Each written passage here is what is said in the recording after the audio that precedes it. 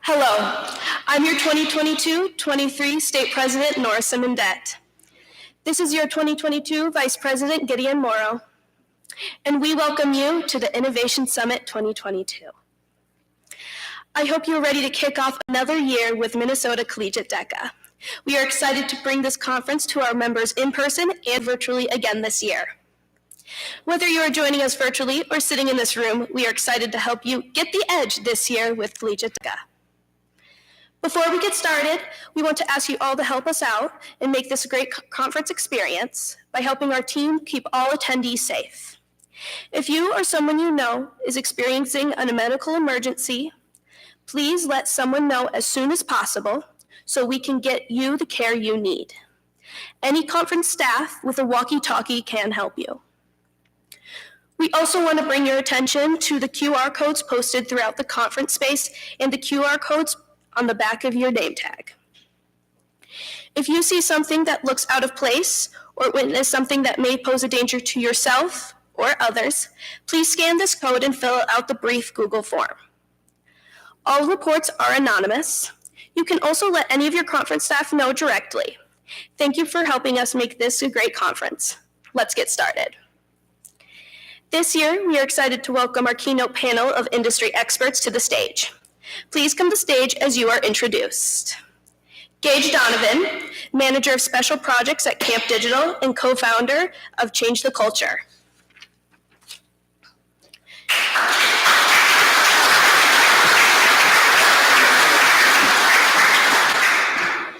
Christy Loy, General Manager at W Minneapolis, the Fauché Luxury Hotel.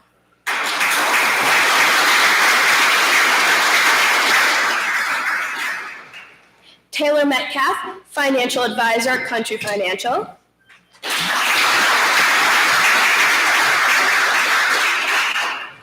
Chet Morgan, Senior Account Specialist at US Bank.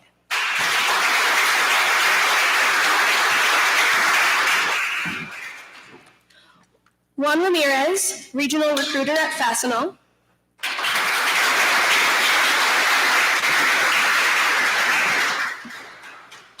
Kirsten Westman, General Manager at Fastenal.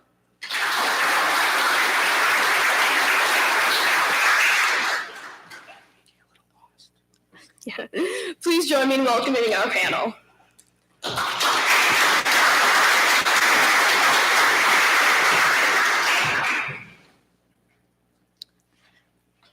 Perfect. We have some quick questions for you for the audience here. What do you wish you would have known when you were starting out would be helpful for young leaders?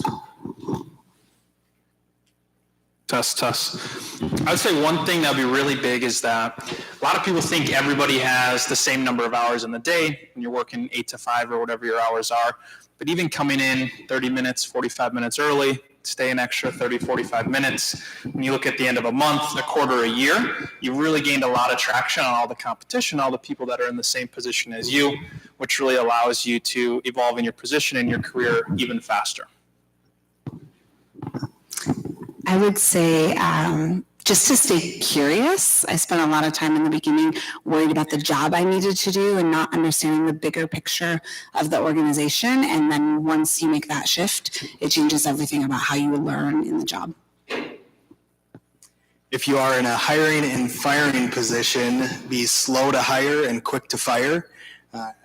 Emphasis the quick to fire. Unfortunately, if someone's just not working out, keeping them around, it's not always the best for them, and it's not the best for the company. So slow to hire and quick to fire.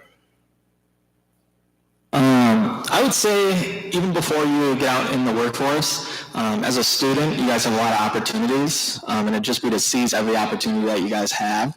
DECA is a great example of that, but there's other resources just through your school that you can go to, attend, get experience through, and that's going to really set you apart when it does come time to be in the workforce. Because as soon as you graduate, those opportunities aren't as kind of available for you. So it's just seize every opportunity that you guys have. So that's great, and that totally stole what I was going to say. But I would also, if it's okay, so I can steal your thunder, like to introduce Ben Hasten. He got a little lost on the way here. He's supposed to be up here with us. He's a district manager for Fastenal Company. Come on up, Ben. You can join us. Sorry about that. But just to go off of what was just said, really take advantage of those resources that are there for you. I cannot believe the difference in the students that I see as I'm recruiting when they have taken advantage of the career services, mock interviews, resume reviews, all of those different things that you have available for you right now. And like was said, once you graduate and you move on, they may still be available to alumni, but it's a little bit more difficult to connect and be there. So really take advantage of those resources. I would say be patient. Everyone wants to be at the top right away. It takes time for you to work towards what your goal is. So be patient with what your career goals are. I don't know what the question was. The question was, what do you wish you would have known when you were starting out that would be helpful for young leaders? I think that Kirsten here did a great job of answering that question. I think that picking a path, and it's really hard to know what you want to do in the future, but try to identify that, know yourself. I really wish that early on, much earlier than even college, I would have looked at myself and said, this is what I'm good at and this is what I want to do, and pick that path and stick to it, work towards it every day, and like Kirsten said, be patient. It does take time a lot of times to advance, but definitely know where you want to go, and that will help. Awesome. So if we could just backtrack a little bit on some introductions here, if you could all just tell us who you are, your current company, and your current role. Sure. My name is Gage Donovan. Been connected with DECA for a while. I was a member for about 7 years through high school and college. Chet and I were on the same Minnesota Collegiate State Officer team back in 2019, I think. And then I also served as the International Collegiate DECA President. And then nowadays I have a couple of different roles. The first one, which they introduced, is at Camp Digital marketing firm. I'm the manager of special projects. We do a lot of technical tasks around SEO, or really trying to rank higher on Google for our clients. And I'm also a media planner and buyer. And when I say media, that's things such as TV commercials, billboards, radio, streaming TV, things like that.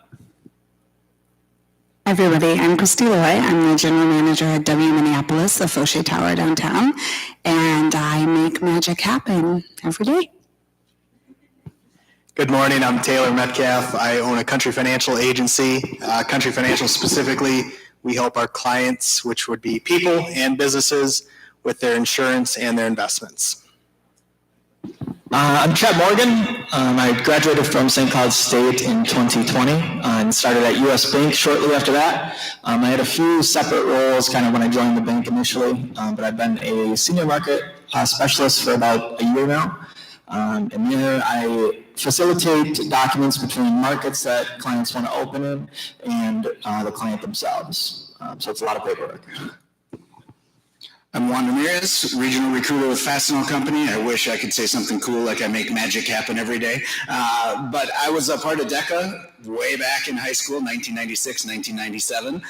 But I did not join the college ranks of it because I actually changed my path and went to education. That's where I was for about 17 years, most previously high school counselor. And then a little over a year ago, made the transition to a regional recruiter with Fastenal. I'm Kirsten Wiesman. I am the general manager of the Rochester Fastenal.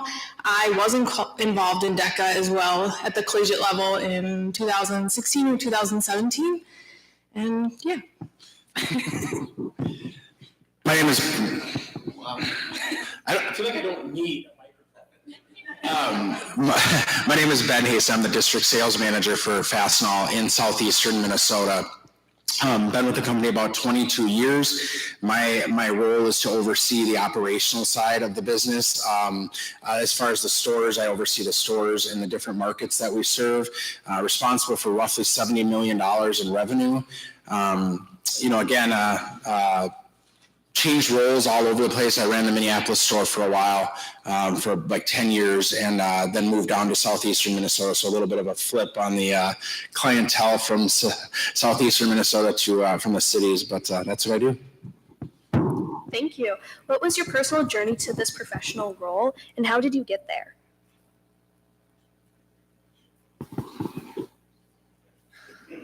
Thank you for the tough question. I'd say my personal journey to this professional role. So something that's a little interesting is a lot of people say it's not what you know, it's who you know. And I think there's a little bit of truth to that.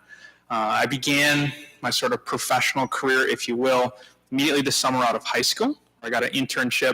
I'm originally from northern Minnesota, but I came down here to the metro area for a digital marketing internship that first summer.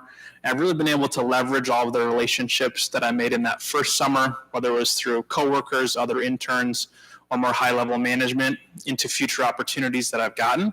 Even to now, with the different companies that I'm working for currently, all of those connections were built from that point in time. So I guess to turn that into advice for everybody, it's any opportunity you have, whether you think it's big or it's small, make sure you look at all the people that are around you, because it'll really awaken you to everything that they're going to do in their future and the path that you can gain from that. I love that. So for me, in third grade, I told my mom I wanted to be a hostess in a restaurant. She was less than thrilled.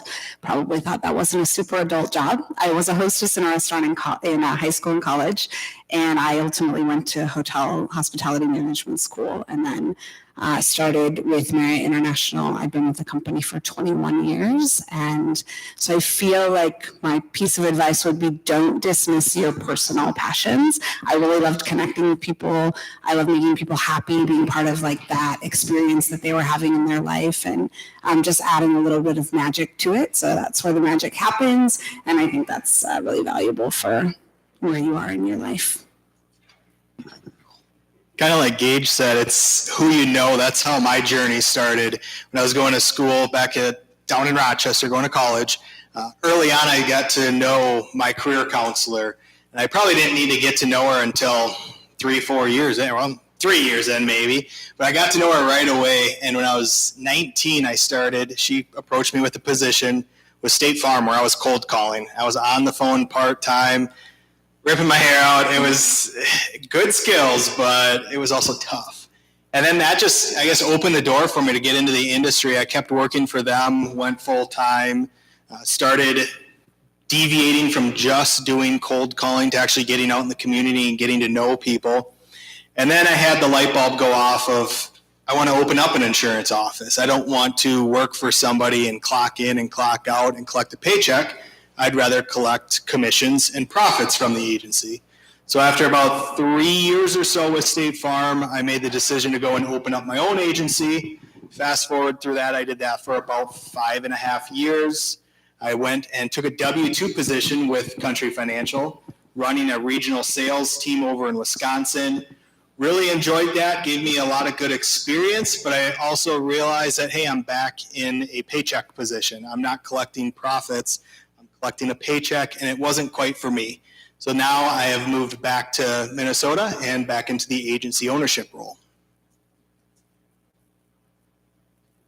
So my journey, I would say, kind of throughout high school, I was a pretty average student, average athlete. I really didn't know what I wanted to do, and I was just kind of going through the motions with that. And that really followed me into college my first year. I didn't do much. I was going to class, but I wasn't really doing that great. And I was just, same thing, going through the motions. And it wasn't until my sophomore year where I was like, I really need to start to kick this up a notch because I want to get a job when I graduate. So I went to one of my classes, and the professor of that class was an advisor for our chapter of DECA. So I joined DECA there, and I was really nervous. I felt like I was really out of my league, and that I didn't know what I was doing at all. And I kind of just stuck with it my first year, and I learned just a lot of skills through that. And what I really learned, the most important thing I learned was you have to learn how to learn, is what I say. And it's really just active listening, talk to people that you want to be like, and just learn from them. Don't have an ego going into anything, and just kind of absorb all that. And so 3 years through my DECA career and the rest of college, I just really stayed true to that. And then right before I got my job, I started networking with people at US Bank. I wanted to work for US Bank because it's a Minnesota company.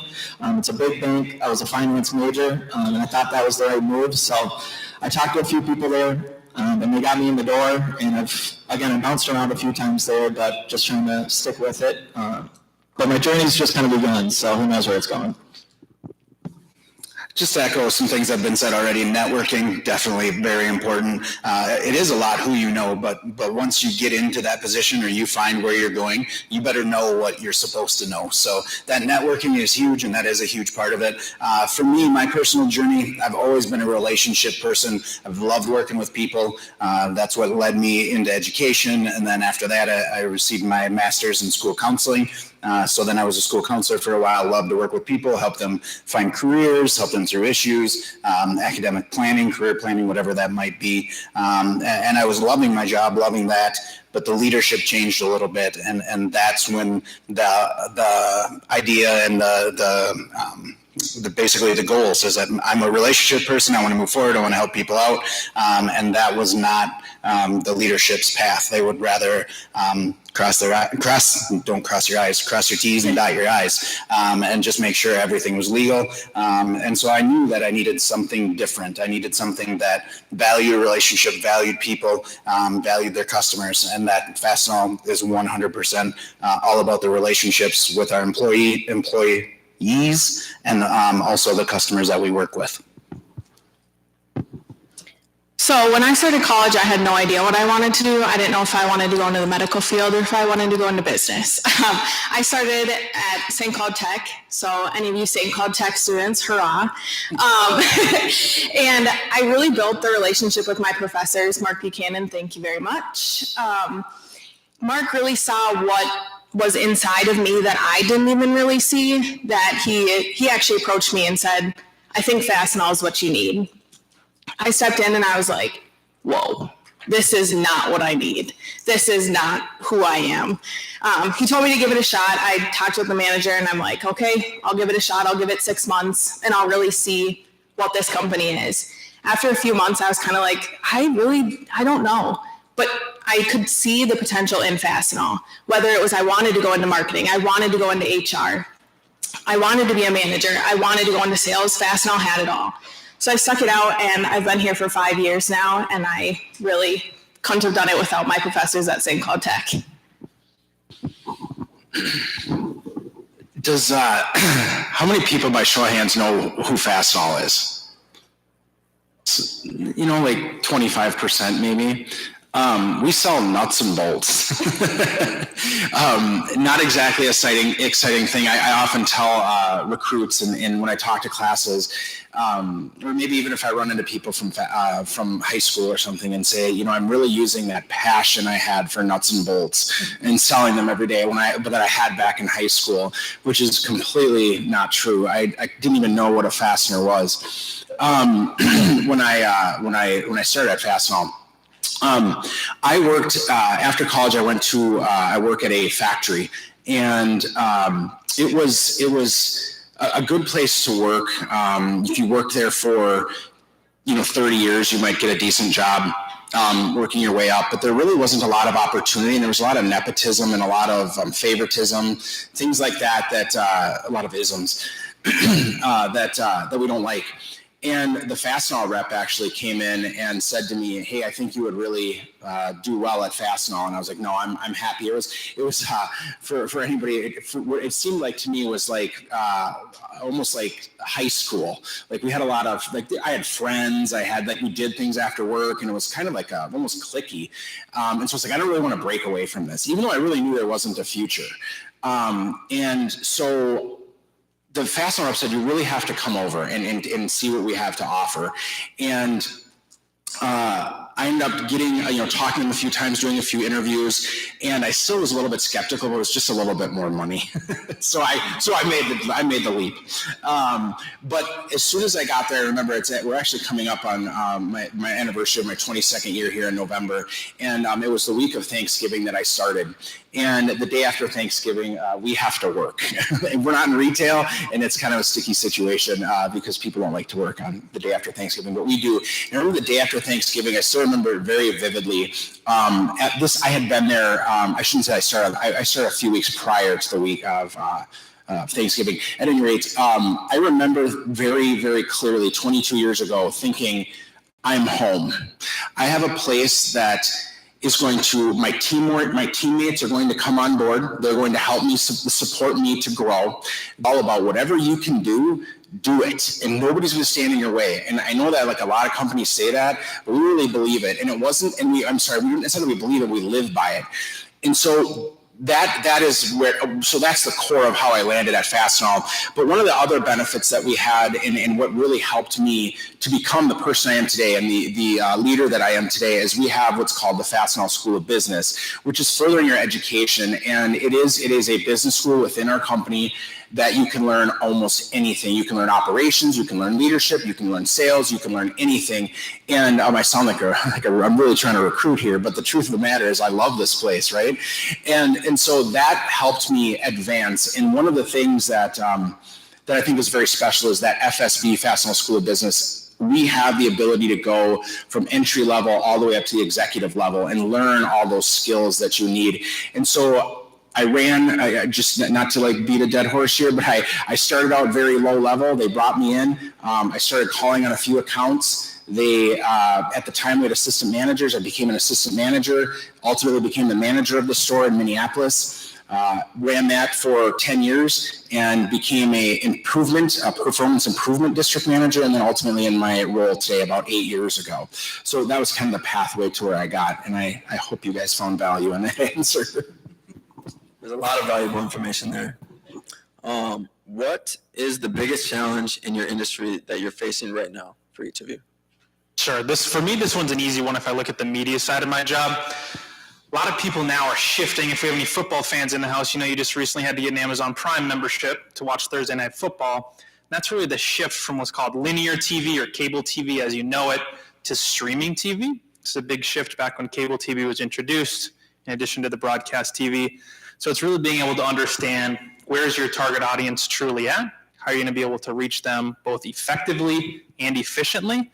Because in the media side of things, buying advertisement on streaming TV right now is significantly less efficient than buying advertising over traditional mediums. So that's certainly something that is currently being worked through in the industry, and that we'll be able to make sure we see success with in the next few years with our clients that are running on those mediums.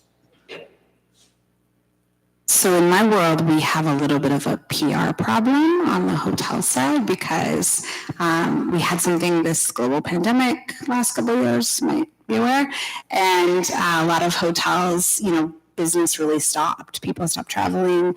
People stopped traveling for fun. We had to stay home. And now people want to travel again because travel is so fun and amazing to connect.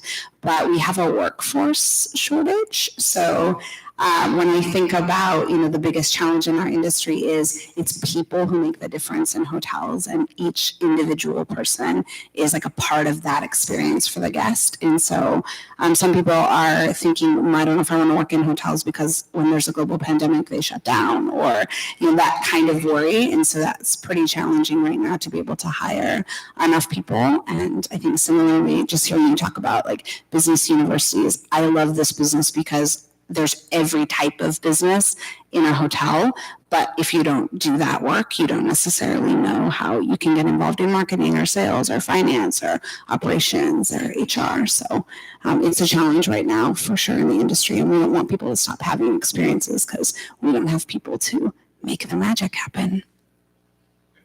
I'd say our biggest challenge in the insurance and financial planning industry, specifically to the insurance side, is that there's a handful of companies that are trying to turn insurance into a commodity, meaning the cheapest price is always the best, is the pitch that they give, right? You see it on TV, you hear it on the radio ads, spend 15 minutes, you'll save 15% or whatever it might be. They're just trying to wire into everyone's brain that insurance, the only thing that's important is you have your ID card on your auto insurance and you have the cheapest rate. So our challenge is when we're meeting with clients, breaking through that and explaining the importance of having proper coverage and what's at risk if somebody doesn't have proper coverage. Spoiler alert, your assets are at risk, and wage garnishment is a potential if you get into a bad accident and don't have enough auto insurance limits. So I'd say that's our biggest challenge, is they're spending billions of dollars telling everyone, all of us in this room, everyone outside of the room, that the most important thing about insurance is let's save you $1, cut all the coverages. We'll see how much we can save you. We are battling that. And yes, premiums are important to us, but it's not the number one thing, and we're not cutting coverages to get our clients the cheapest rate. So I'd say that's our biggest challenge in our industry right now. Yeah, so my industry is going to be global investing. In a U.S. bank, there's about 100 different markets that you can open up in through us. And with about 100 markets you can open up in, there's 100 foreign governments that we have to keep in compliance with, including the United States. And so with a lot of governments, they can change regulation kind of on a dime, and that keeps us on our toes because you never know what day you'll wake up to and what you have to do to ensure that clients can keep their assets over there, or if they have to move them and how they would do that. So the biggest challenge is trying to really kind of streamline that process so that there's a process in place, so if something happens, there's just ways to handle that. So for example, kind of most recent one that we had to deal with was in the Russian market.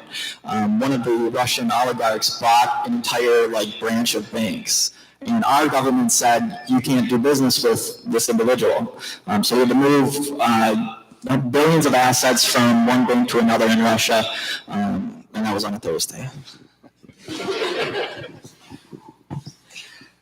So with Fastenal, I could say, supply chain. We're a supply chain company. If you know what we do, that could be a huge part of challenges we've faced because of COVID and what we're facing now. I'm going to let these two speak more to that if they want to. I'm going to say one of our largest challenges is people, because I'm in the people business as a regional recruiter.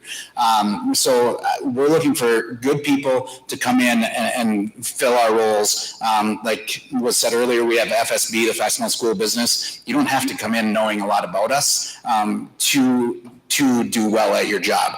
We'll train you up in whatever you need. But I would say just finding people to grow and hit the goals we want to hit.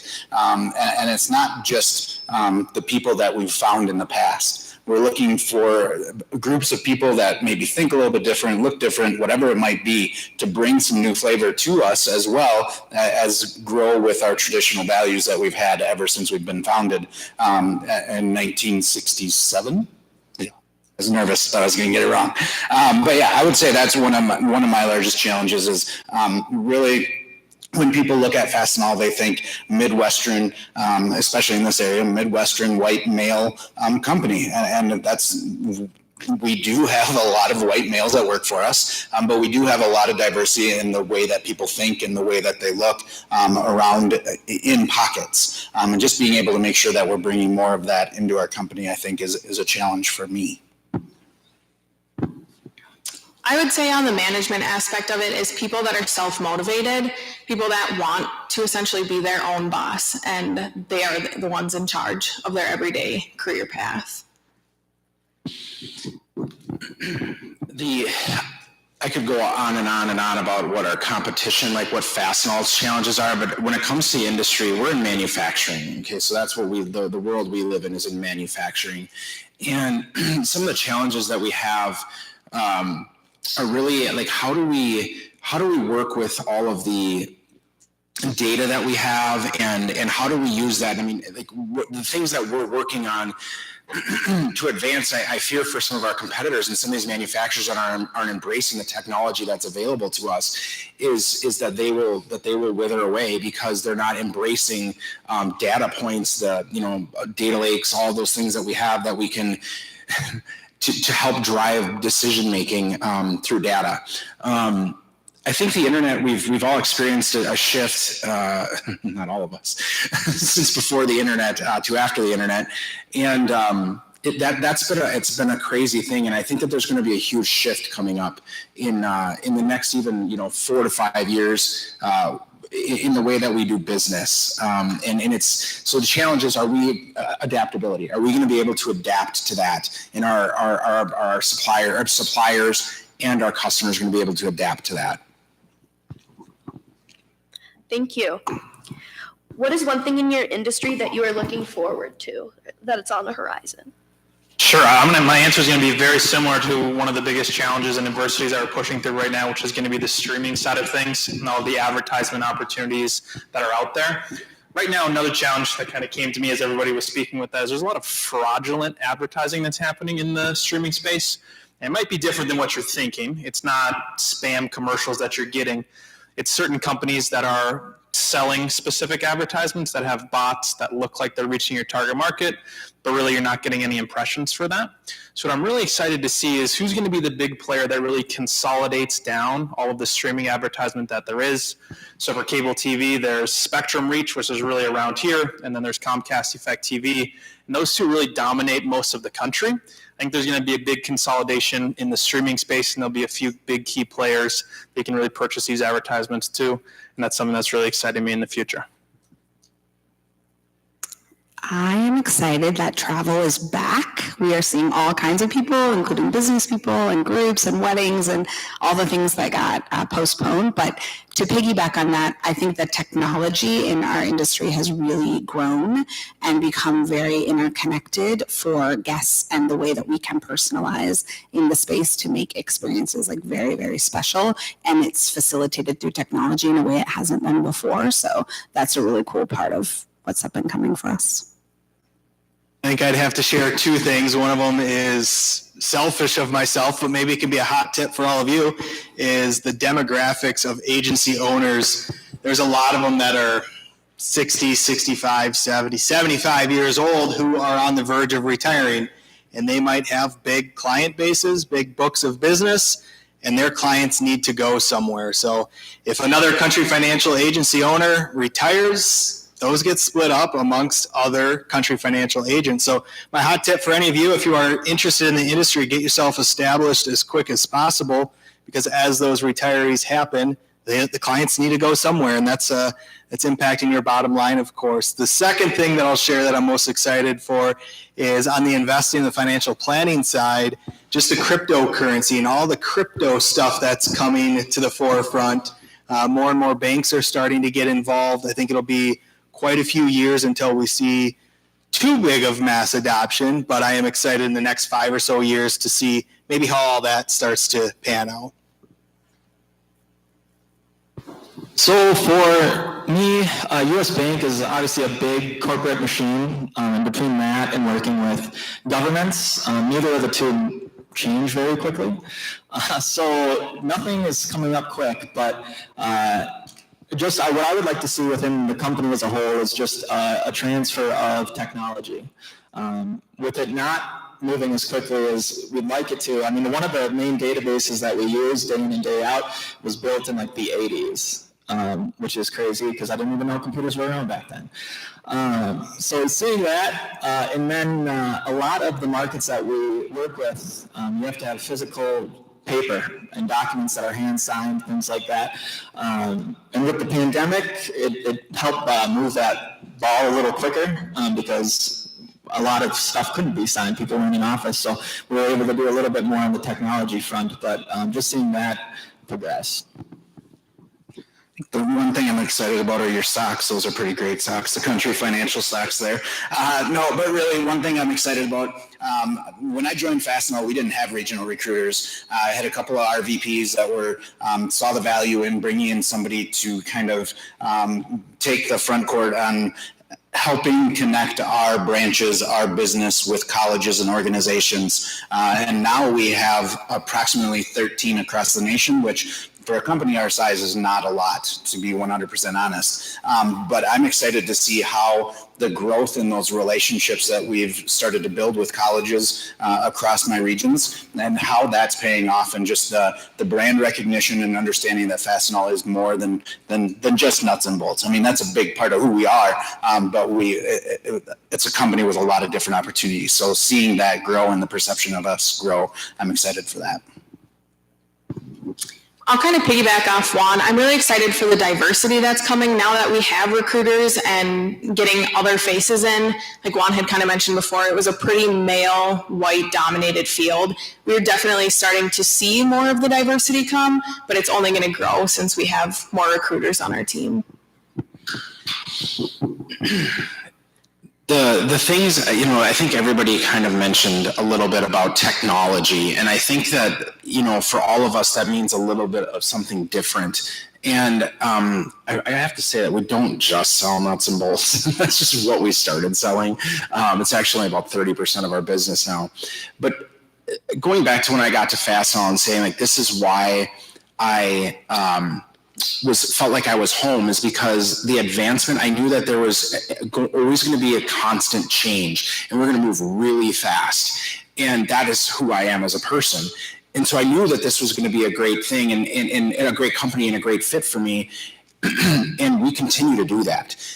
We are at the absolute forefront in our industry as far as the supply chain is concerned on what we're using in technology. And I am really excited to see how, the fourth industrial revolution, I don't know if you guys have heard about that. I think probably a few of you have, but we're really getting into a new revolution in industry. And that is what I'm looking forward to. And using the data that we have been collecting for decades now and really making that into something that we can work with and make our plants, what we do day to day, more efficient and ultimately, more profitable. And that really is what I am excited for.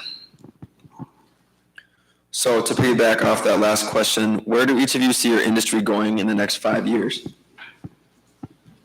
I think we're starting to see some of this now. Like I've been talking about with most of these answers on the media side of things. I also do a lot of work in the digital media space. So a lot of spend that's on pay-per-click, or sort of the model where you get advertisements when you're searching on Google. If one of you in the room uses Bing, or YouTube, second largest search engine, a lot of the marketing dollars are shifting from those traditional mediums to the digital side of things. That's really causing a spike in costs. The same Google ads, say you're one of the first search results that you see on a page, year over year from last year to this year in our industry is up 42%. So you're not getting more, you're just paying more for getting the exact same thing. So it's really seeing a shift in budgets and also the percentage of revenue that's dedicated to marketing as a whole. We're seeing a large increase with a lot of the businesses that we work with.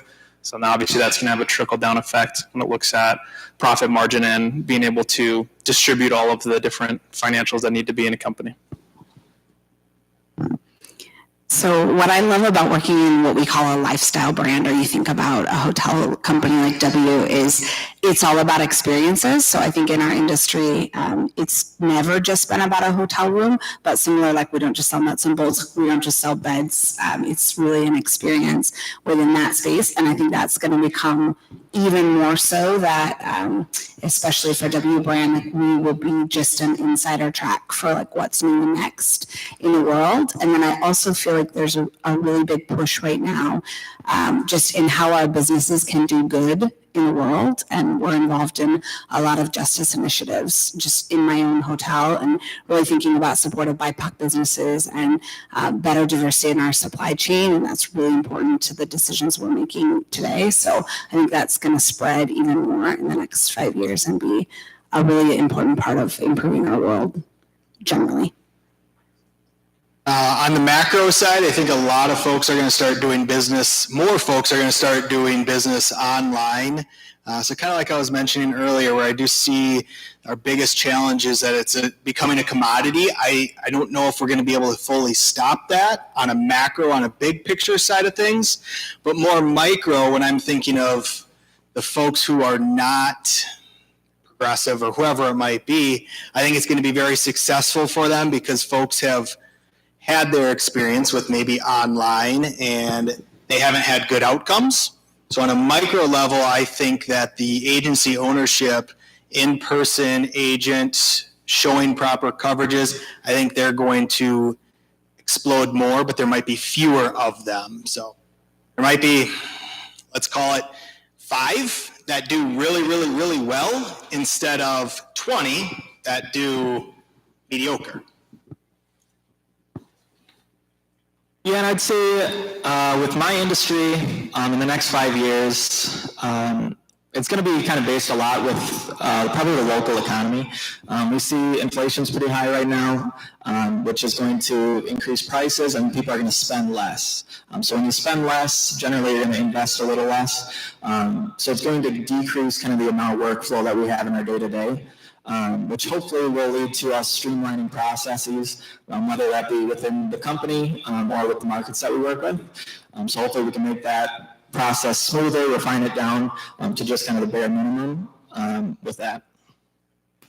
I apologize, my ADD is kind of setting in. Can you repeat the question, please? I want to make sure I answer it correctly. Yeah, the question was, where do you see your company going in the next 5 years? So right now, I think our regional vice president of this area, and you've probably heard him say it, but he would say that we have an obsession with growing to this $10 billion number within our company. We're approximately $6.5 billion right now, and within the next 5 years, probably 4 years now, wanting to hit 10 billion. So we have this obsession that we want to grow, and we want to help our customers grow, because if they don't grow, it's very difficult for us to grow. So that is really exciting, and just putting that emphasis on people and bringing people in, because we can't grow to that number unless we're using technology like people have been talking about, and we're bringing in great people to help push us forward. And that just kind of piggybacks off of my other answer about the diversity and the bringing different thoughts into it and things like that. So the next 5 years, I don't even know what Fastenal is going to throw at us in the next month, because we're an ever-changing company. So I guess this one is more of, we've kind of mentioned technology, how we can use it at our fingertips, how we can get our customers to use technology on their front to make everyone's life a little bit more efficient. So, Kirsten, excuse me, when I started in the year 2000, we did $700 million. And so to say that we're going to be $6.5 billion, we might even touch $7 this year. At the end of the year, that's a lot of growth. And to Kirsten's point, I mean, we grow fast. And so what we see in 5 years, I think these guys have answered it really well. We hope to double our company. We have been at a trajectory of 20% growth. After 2008 and in the pandemic, we definitely lost that trajectory. But we have, as the pandemic happened, and again talking about the technology, I'm not outwardly excited about it, but inwardly, like seeing the some of our smaller competitors that haven't been able to hang on, our customers are reaching out to us now. They want us because they know that we can get them through a supply chain situation that's just absolutely terrible. And I'm very proud of everybody at our organization to be able to continue to keep that supply chain going. And we rely, and we've been going on the forefront of all of these technological advances. And as we continue for the next 5 years, I expect that we're going to continue that path. And again, the main point is that we're going to grow, hopefully double the size of the company. Yeah, what should you take or changes do you think your industry should make to best serve your clientele and the world at large? I'll talk maybe from an agency side, which is in the greater picture, really the company that I work for. Our agency is a little bit unique compared to a lot of different agencies where we do not charge a commission on any of the ad spend that we support. We're a flat rate agency, which is really unique and it's very cool. And we see it as a good competitive advantage because rather than being incentivized to spend our clients' money on the monthly basis, we're incentivized to get them the best results. We see really great results with the processes that we have in place. So I'd really love if the industry and the ad agency space as a whole really adopted that model rather than taking commissions and being incentivized to spend their money and sometimes not making the best decisions because of it, becoming a flat rate agency. I think I would go back to my previous comment about just DEI and really, focusing on equity and inclusion for every aspect of the industry. Hospitality is one of the most diverse industries you can work in. Our talent have always been amazingly diverse, but it's kind of a referral business. It's like, oh, I'm an engineer. I use this company who washes our windows, and that's a real example at our hotel. And it's always been the same company forever because that's how it's been. And we had an opportunity to look at other suppliers, and we now have a small Black-owned family business that does window washing, doing our windows. And so it's a huge impact to their bottom line, and it allows us to disrupt a sort of structural system that just didn't have a mechanism for better inclusion. So I think that's a really important part of what we can do as an industry. So the question was, what needs to be changed to kind of help our clients a little bit more? Is that basically what it is? I'd go back to the cryptocurrency example. We get approached, not all the time, but every once in a while saying, what do you think of Bitcoin? What do you think of Ethereum? How do we invest in it? And like right now, I can't, in that professional setting, I can't give advice on if you should buy or if you should sell or what you should do. So I think if we can get more regulation on that, and then once we have regulation, once the companies start to adopt it more and maybe just learn a little bit more about it, I think that's what would help our clients on the investment side of things the most, because we are getting some of those questions and our hands are tied.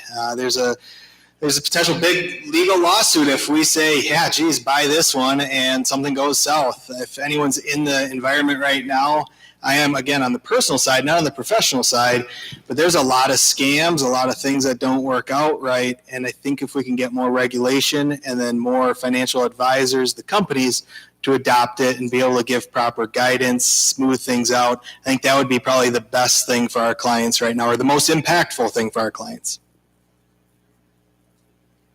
Yeah, so our clients, most of our communication with them is going to be, probably 90% is through email, and the other 10% would be either through like a Zoom call or a phone call.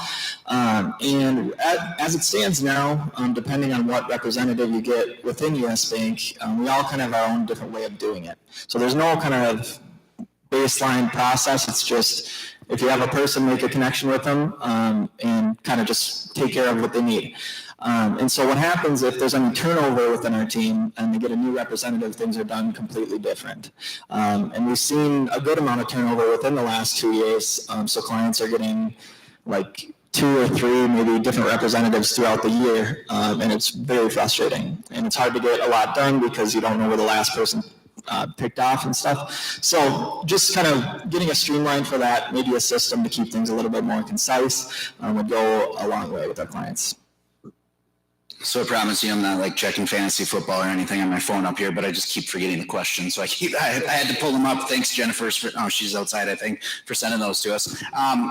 For me, I would say a lot of times in our presentations, or in leadership, we talk about being innovative and changing with the times. And it was touched on a little bit. We don't want to be just successful right now. We want to grow and be successful in the future. We don't want to be Blockbuster. We want to be more like what Netflix did. They started with the CDs, mailing them out, doing that, and then saw these changes coming, and they've been ahead of those changes. So that's kind of just the thought process of what we want to be for our customers, is we want to help them and be on the forefront of how we can help them the best to improve what they're doing. And again, I'm going to go back to, for me, it's bringing in innovative, great people from diverse backgrounds. I would say probably expanding, and I mean expanding in a couple different directions, expanding in different markets that we maybe have not touched in. For example, like Montana, we only have like 3 stores out in that area, but in Minnesota, we've got, I don't know how many. So it's expanding in the aspect of that, but it's also expanding our product selection. Once we actually get close with our customers and our customers have really integrated with us, they start wanting us to do everything. They realize how easy it is to work with one partner versus 7 different companies trying to get one thing done. I think that Juan and Kirsten did a great job answering this question for us, and they both hit on it. For me, the thing is that our customers, I said, the reason that I liked Fastenal is because of, it's not what we sell, it's how we get it to the customer. And we've, again, always innovated in that area. So I think what we have to do is just continue that. We have to be stewards of our customers to try and make sure that they are running as efficiently as possible. And, as labor, labor's always been a really expensive part of manufacturing. And as that continues, labor expenses continue to rise, and we have employee shortages, we are going to need to step in and need to help our customers with labor. I mean, we do that a lot of times, is we help our customers with labor, and we need to continue to be able to recruit and again, advance our how we're getting the product to the customers. What skills do you think will be important for new people coming into your industry? I think a lot of us will probably have a similar answer on this one. It's definitely going to be adaptability. It's being able to adapt to anything that's happening, whether it's going to be new advances in technology and processes, regardless of the role or the industry or the company that you're working at. Things are constantly going to be changing. So being able to make sure that you always have those great 21st century thinking skills, which I know for a fact every one of your professors has talked about, to really be able to make sure that you have that adaptability for any skill set that you're looking to harness. I would answer this question with just 1% better. Like there's just when you get into a job, it's just like a very steep learning curve and you like, all right, I don't know anything. And then you kind of have to think about it like what I know on day 1 versus what I know on day 2 versus 4 versus 8, 16. And then before you know it, you might be 21 years in a company and you feel like, okay, I got it. But just that 1% better and to be focused on learning something new every day. Like I have learned so much sitting up here. I'm really like fast now, but it's very cool. So I think that piece of 1% better and keep learning. It's tough, and it's tough because I can't just pick one thing. So maybe I'll just ramble until I decide to stop. One of them in our industry is storytelling. Would be storytelling. So there's a saying, what is it? Facts tell, stories sell. So I can tell someone about something, but that's not going to really pull the emotion. If I can share a story of how someone's been impacted, that will.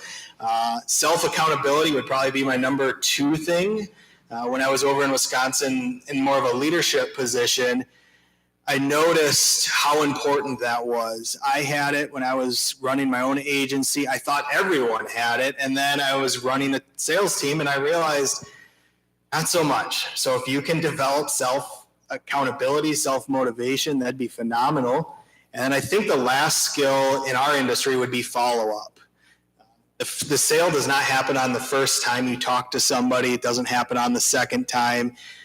It might seem like, hey, they're blowing you off. They don't want to do business with you. But no, people just get busy and they need a reminder here and there, maybe a nice friendly email or phone call checking in. So follow-up would be the third thing that I would say.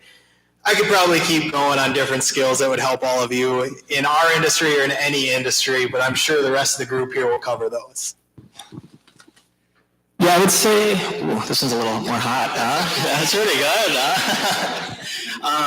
good, So within US Bank, it's a huge company. And so one skill that I've found to be very useful is just networking. There's, thousands of other employees within the bank, whether they are managers, upper managers, coworkers of mine, but just every single department. There's literally thousands of roles within US Bank. So it's kind of a cool opportunity just to meet these people because I can kind of see kind of what their day-to-day looks like. And networking is a skill, going up, shaking hands, having a conversation.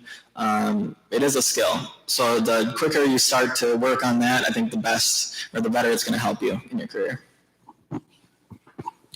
And I think recently you're kind of at a disadvantage of that because you've lost so much with COVID and that time working with people, networking, getting out there, putting your face in front of people. I realized that there's also some great things about that because we can use technology different now. We can be more places at once. But just having those soft skills, I think that's a huge thing everybody's talked about. But I would say the number one thing, you got to figure out what makes you happy and be your authentic self. Because if you're not doing that, you're not going to be successful at your job, what you're doing, and you might not last long, or maybe you'll be successful, but you're not going to be happy. So figure out where you can go and who you are and what's going to make you happy in the long run. So Fastenal has 4 core values. I'll only touch on 2 of them because they're kind of inbred in our head. So the first one I really think is teamwork. Knowing that sometimes tasks are harder by yourself. Be willing to work with your team. Be willing to share ideas, bounce off. You're a lot stronger that way. And then ambition. Make sure that you're ready to go. Go get it. Know what you want. Know where your goals are. And make sure that you're hungry for that. This is what I told you it was hot. So I can't really, the first two answers were so fantastic. I feel like we've just been filling in. The reality is, adaptability. When I talk about manufacturing, I'm not talking about Fastenal, but just in general, I mean, any job you're going to get, you have to be adaptable because that's the world we're in now. And it's a competitive world out there. If you're not willing to do something, the next person's going to. And that may make you irrelevant. And you have to, continue to be ready to advance. And that's a big part. But again, always be open-minded and willing to get better. And really look at that. Look at yourself internally to make sure that you're doing those things. Read books, talk to people, networking. I think everybody kind of covered all the main things. Some good advice. What is one thing you think young leaders should know as they enter the workforce? One thing that we really hire on at our company is there's three things we actually say, and there's one that I probably shouldn't say. It's attitude, effort, and ethics. Then that really sums up to give a expletive about everything that you're doing on a day-to-day. And we actually, he's going to hate me for doing this. Actually, one of our employees, Jose, give everybody a wave. He's a student here. He came to the career fair that we had last year at CDC. He's really exemplified that for us. It's coming in every day, no matter what it is, even if you think you're coming in at the intern level, like Jose did and like I did at the company as well. It's really having that passion and that give a expletive about everything that you're doing each and every day. And then that'll turn you into a better leader and have better impacts on your career moving forward. So I was a second row sitter in college. I felt like it was close enough that you were communicating I'm in, but not so close that you were in the front row. And that in today's work world to me translates to put away your phone in almost every circumstance. Like when you get in the elevator with someone you don't know, don't pull out your phone. Go like, hey, how are you? Because you might be really surprised who's riding in the elevator with you at US Bank or other places. And it never fails to amaze me in meetings that people are just like, I think it's funny that one actually said, like, I'm not checking fantasy football, and there would be no judgment if you were, because if you got points, you got points. But it's like, really bad team. It's really almost just mind-boggling how that communicates, like, I'm not paying attention, that what is being said is less important to me than X thing that's on my phone. And it's so hard, and it's like ingrained in our world. But if I could just give you one piece of advice, it's like, just put away your phone, have a conversation at the employee cafeteria or in the elevator or in the hallway, and you will be really surprised how those connections come to you. To be honest, you are probably not going to be better than your competition when you first start out, but you can outwork them. And that's what I would say when you enter the workforce is know that you can outwork your competition. If they're putting in, someone should do the math. If they're putting in 40 hours per week, and you're putting in 50, 55, multiply that out by how many weeks in the year? 52, right? 52. So 520 hours, how many extra weeks or months are you getting on the clock than your competition? So you might not be better than them, but you keep outworking them to a point where now you are better than them and scale back your hours.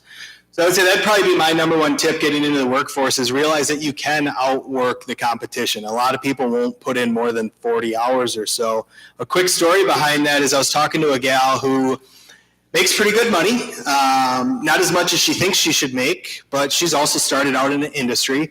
Her work started kind of dropping hints of, maybe you should work on Saturday and Sunday to get caught up or stay ahead of things. And she came to me and she said, if they paid me more, maybe I would. Maybe I'd commit that much. And I just brought the reverse thought of, well, why don't you work as hard as you can to the point where they have to pay you more? They know that if you leave, now they're going to have to hire 1.5 people to replace you. So outwork them and realize that the pay will come with that. I would say one good tip, kind of going probably just into anything corporate. I think corporate jobs kind of get a rap of you're kind of a robot and you just kind of do what you say and kind of like that. And it would just be, the tip would be to be curious. Production work, when you're in a big company, it can be a lot, and they just need you to take care of it and get it out the door. But ask kind of why. Why am I doing this process? Why am I doing that? And it kind of just forces you to think about it a little bit different, which is A, going to help you with your job, but B, managers, they pick up on those things. So they like to see someone who kind of just wants to know a little bit more about these processes, because then you can kind of come up with new ideas to improve them. I think I kind of answered this question before, just being your authentic self and just really finding out who you are, what you're wanting, and really looking at it, finding a company that fits you and what you're looking for as well. Don't sacrifice so much that it hurts you and your family and whatever you're trying to build in your personal life. And that's one thing I love about Fastenal is that there are high expectations. Like, you're expected to go out and crush it. And you do that, but there's also an expectation that you take care of you and you be healthy about it, and find that balance of being successful, because you're not going to last if you get out there and you're putting too much into it. I think I kind of answered it too, but be patient. You can't just walk into a company and in 3 days you're the general manager. I mean, it took me 2 years to work towards it, and it was not easy. You had to do the low job before you got anywhere. You have to start out with your basics. So just make sure that you're patient with what you're looking for, but know what your end goal is. It was a lot. I feel like it was easier to be at the end earlier. I don't know why. You guys are really crushing these answers. The only advice I can give is that I think is most important, that honestly, these are all really great things. It's just to be honest. Be honest with yourself. And Warren kind of touched on that. Be honest with yourself. Be honest with people around you. And I would just say that, to anybody just in life. I mean, just knowing who you are, it's going to be the best thing for you to know what you want to do, what you can be comfortable with, and if you're more honest, I think you'll be able to find your passion quicker. That wraps it up. Thank you to our keynote panel for sharing your time and expertise with us today.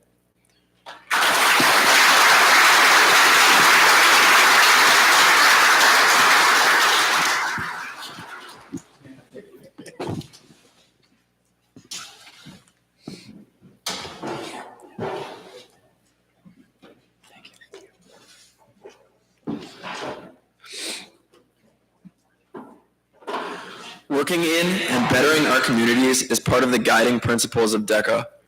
This year, we are challenging each of our local chapters to get involved with their community and share the experience.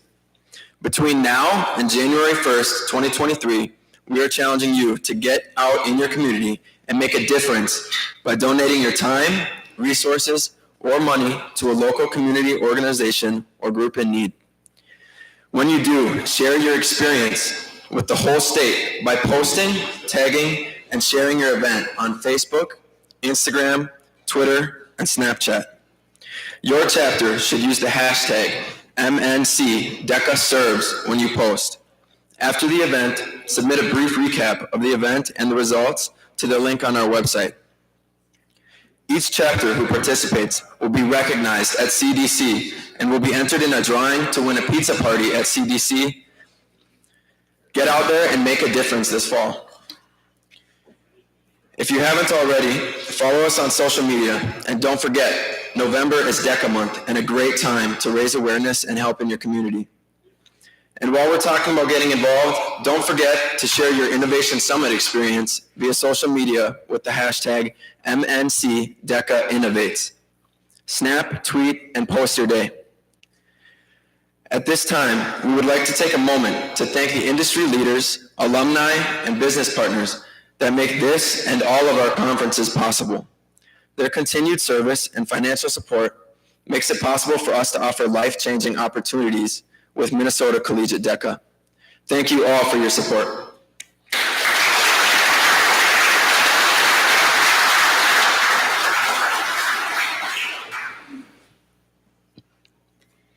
If anyone can speak how Collegiate DECA helps all of our members get the edge, it is our family of alumni. as former members, chapter officers, state officers, and international officers. Our alumni have leveraged the network and skills they built in Collegiate DECA to become industry leaders and experts. Not only do these dedicated folks help make each and every conference possible, they can serve as mentors and potential employers for you, our current members. In the next half hour, you will have an opportunity to network with Collegiate DECA alumni from across the state who represent many industries.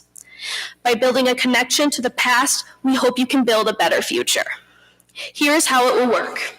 Your mission, working in teams of 2, find an alum that matches the fun facts on the scavenger hunt sheet you were given when you checked in. All alum will have a yellow lanyard on.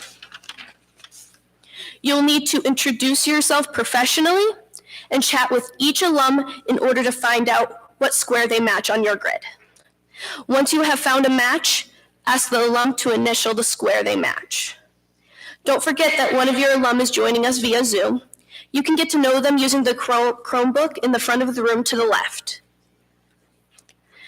The first team to collect 12 wins a prize.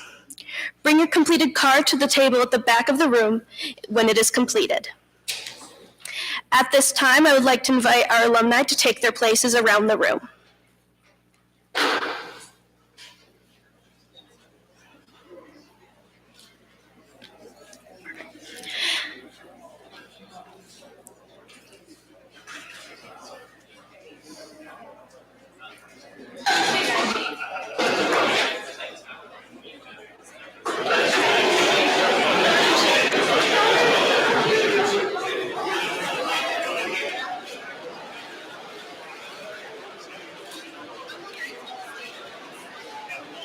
Networking starts now.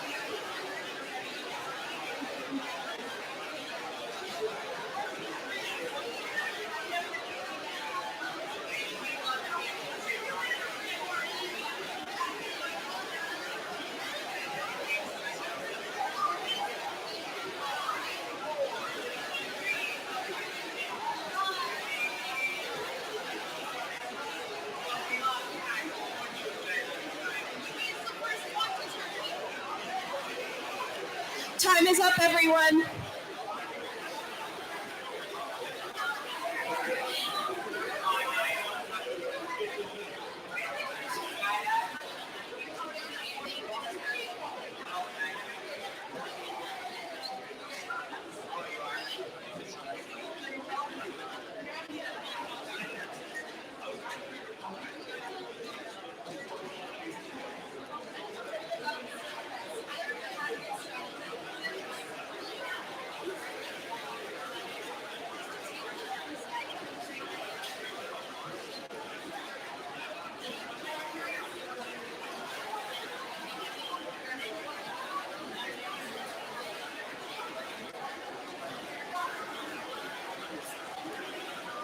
All right, everyone.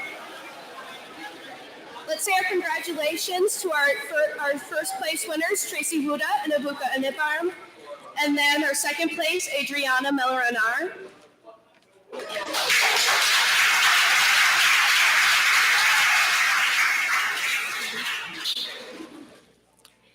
It is time to put the knowledge you gained from our keynote panel of experts to the work in our Innovation Challenge.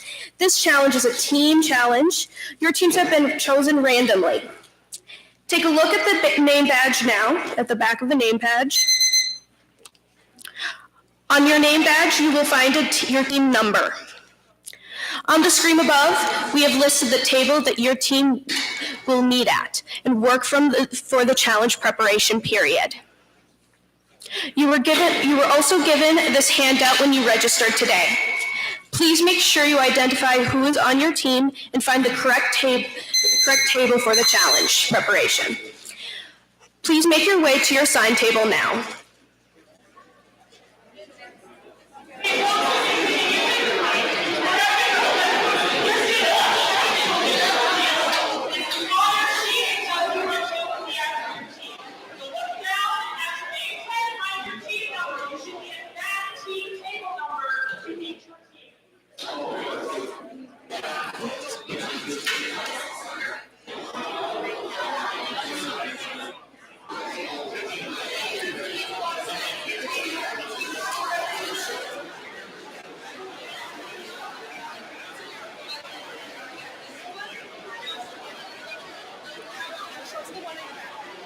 Go to the table with the number on your badge.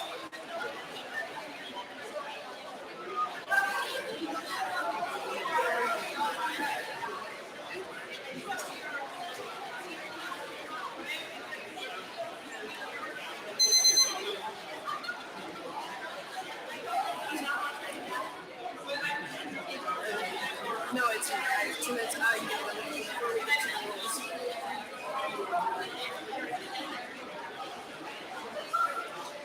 Before we get to the rules, let's make sure you found your team.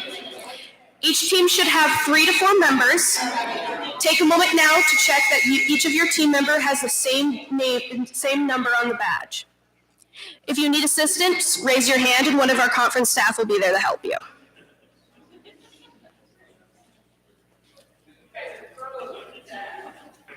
Now that we have our teams, let's lay out the rules. Once the challenge has been issued, you will have 60 minutes to collaborate with your team to create a 5-minute presentation addressing the challenge. At the end of the 60-minute prep period, your team will present to judges 3 times in a round table style. Your team will present alongside other teams at your assigned tables in each round. Each team will have 5 minutes to present, followed immediately by a 1-minute feedback time from your judge. Your team will then have 2 minutes to collaborate and adjust while moving to the next round of judging. After your third presentation, scores will be tabulated and the top 5 teams will present to a panel of judges and the entire conference. The winning team will win free registration to CDC in the spring. And now for the challenge. You are to create a business, product, or service that solves a community problem. The community that you choose to serve with your business, product, or service may be local, online, national, or global. Your idea should make it easier for members of this community to participate in the world at large. Your team's 5-minute presentation should do each of the following. Introduce your team, identify your business, product, or service, identify your target market for your business, product, or service, identify strategies for growing your business, product, or service reach, estimate costs to start or implement your business, product, or service, identify how you, as the owner or project director, are invested in this idea, and clearly state why your business, product, or service is needed and how it benefits the investor to get involved. At this time, our virtual participants should join their team call. Your time starts now.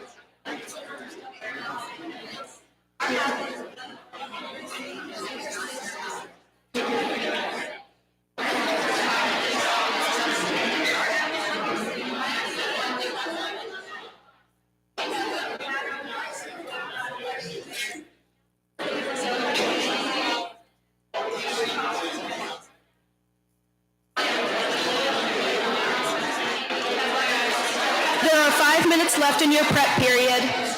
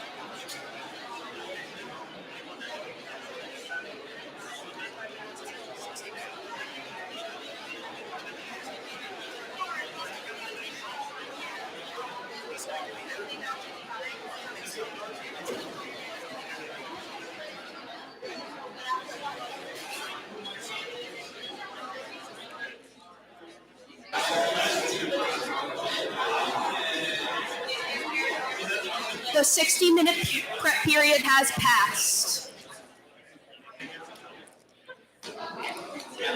In each round of judging, each team will have 5 minutes to present. We will let you know when that 5-minute period has passed. After each presentation, your team will have 1 minute to get feedback from your judge. After all teams have presented and received feedback, teams will have 2 minutes to collaborate and adjust their presentation before the next round of judging begins. On the handout, you will find a table that lays out where your team will present each round. Please review this information and make your way to your first table. We invite our judges to make their way to their assigned table at this time.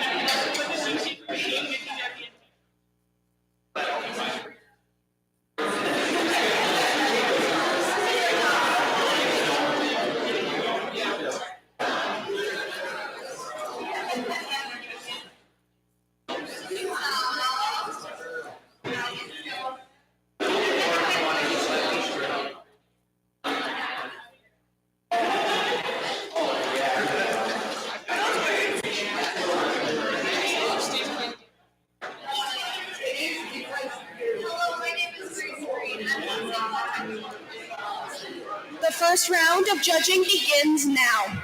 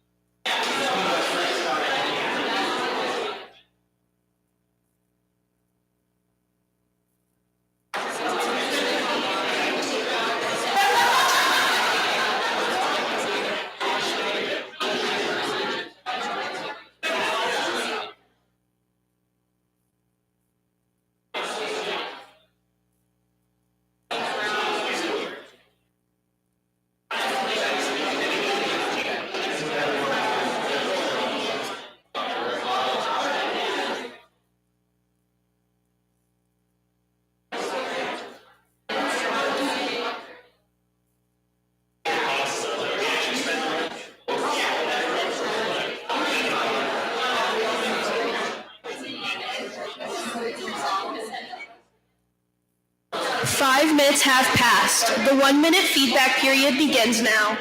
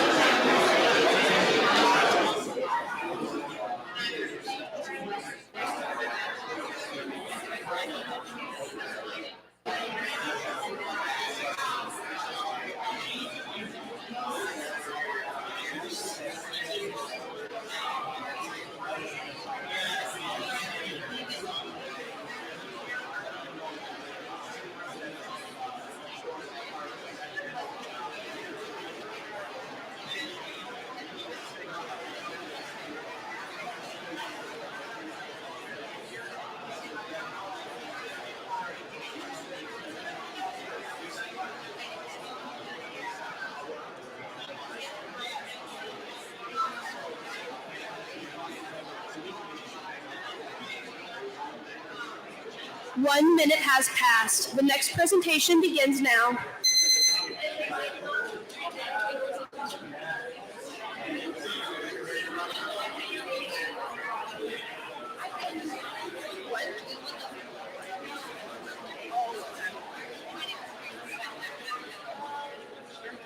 They missed something. Oh, 5 minutes, 1 minute. Yeah.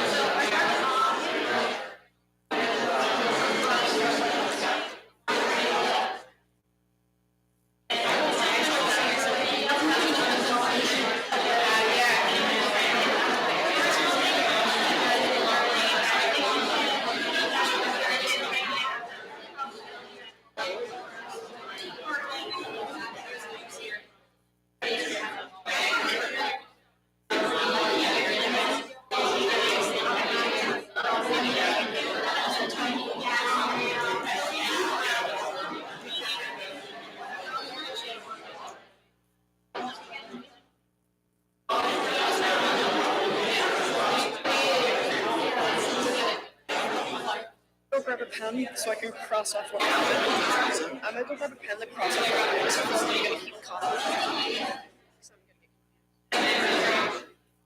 Okay, right here, yeah. I'm just gonna.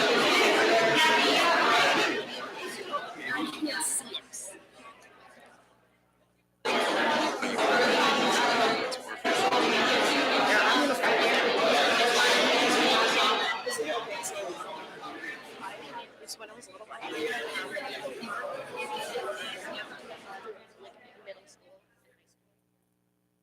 I can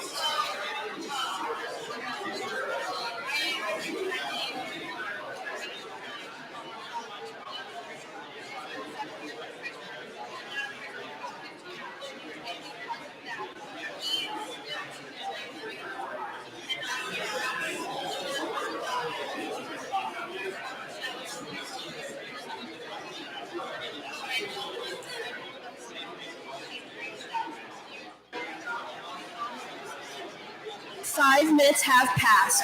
The 1-minute feedback period begins now.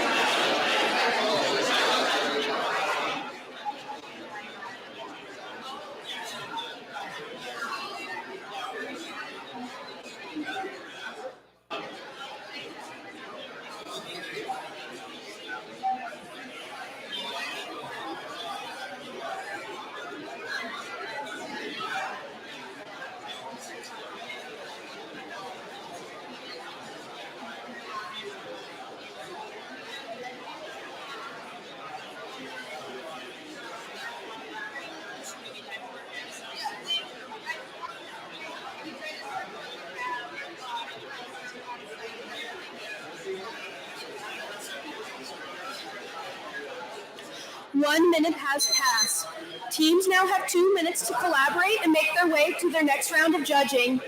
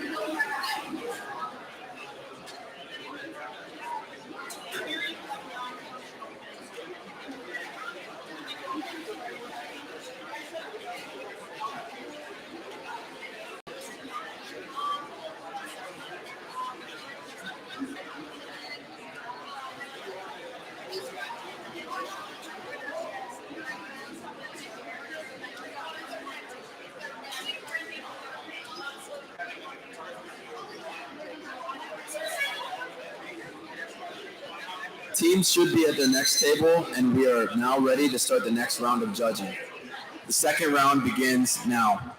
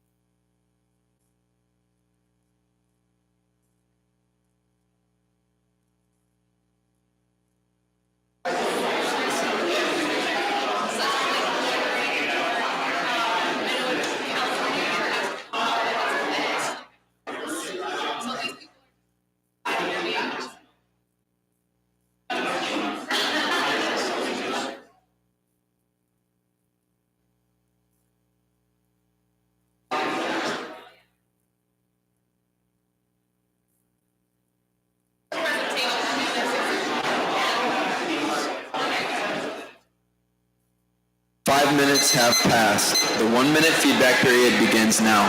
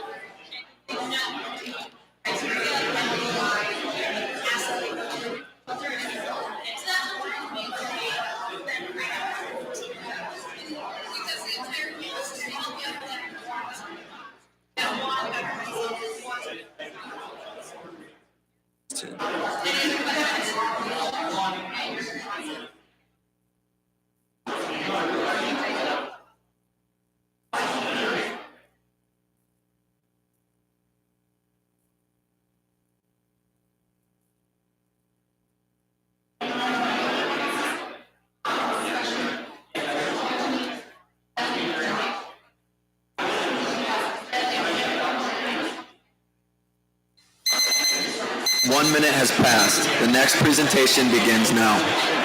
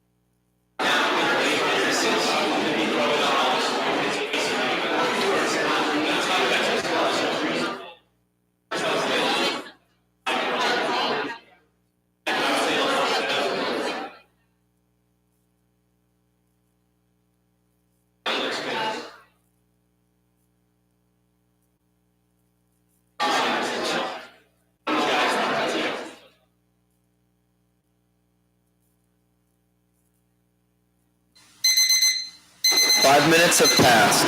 The 1 minute feedback period begins now.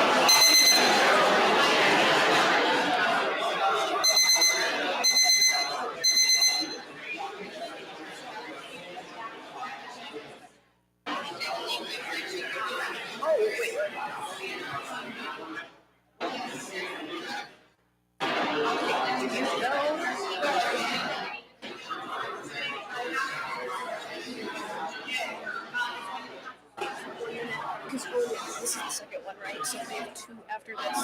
After 1 minute has passed. Oh,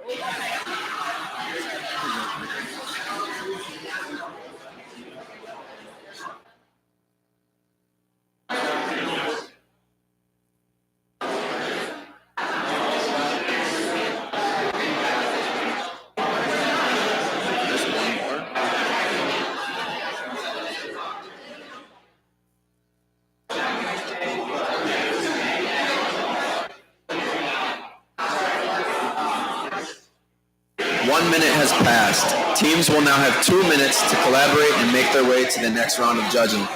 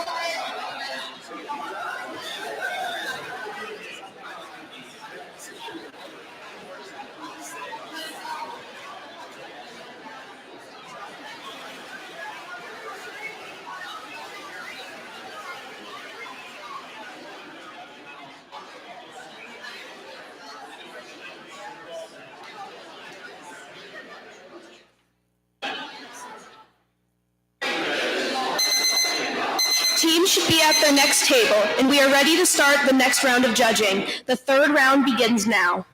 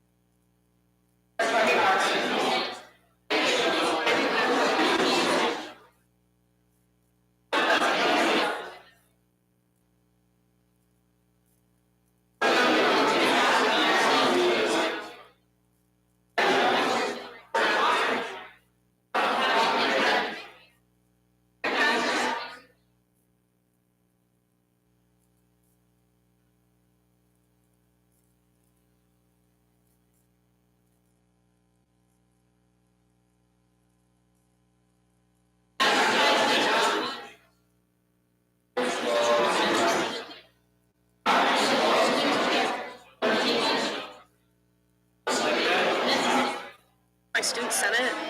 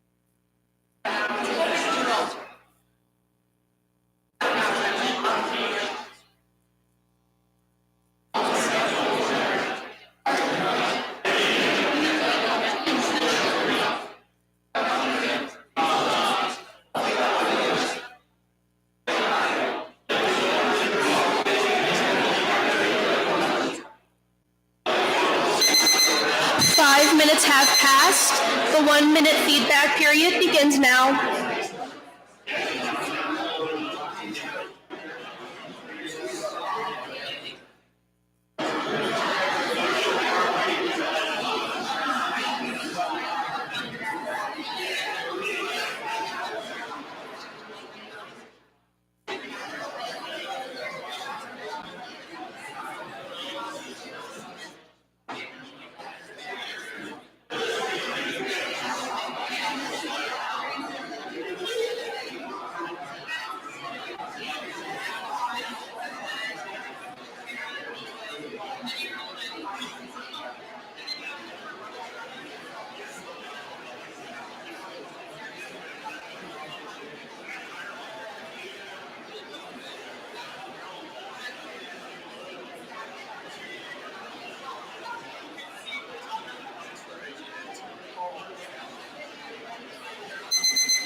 One minute has passed. The next presentation begins now.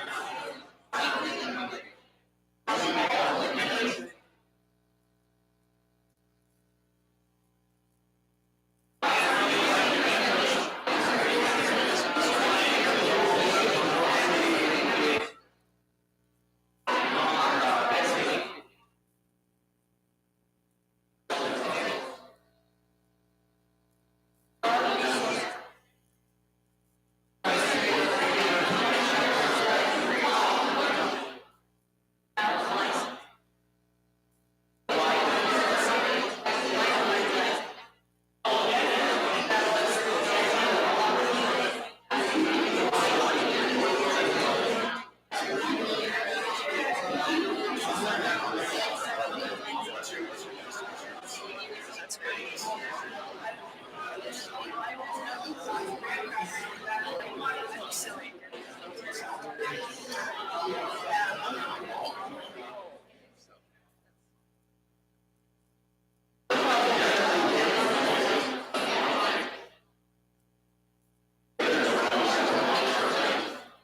fair.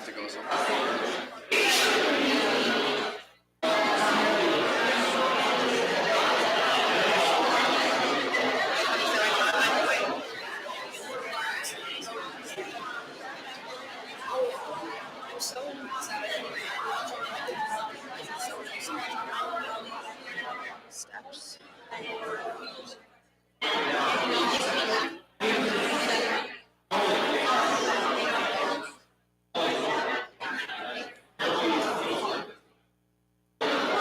Honestly, it's kind of sad. I'm not doing it.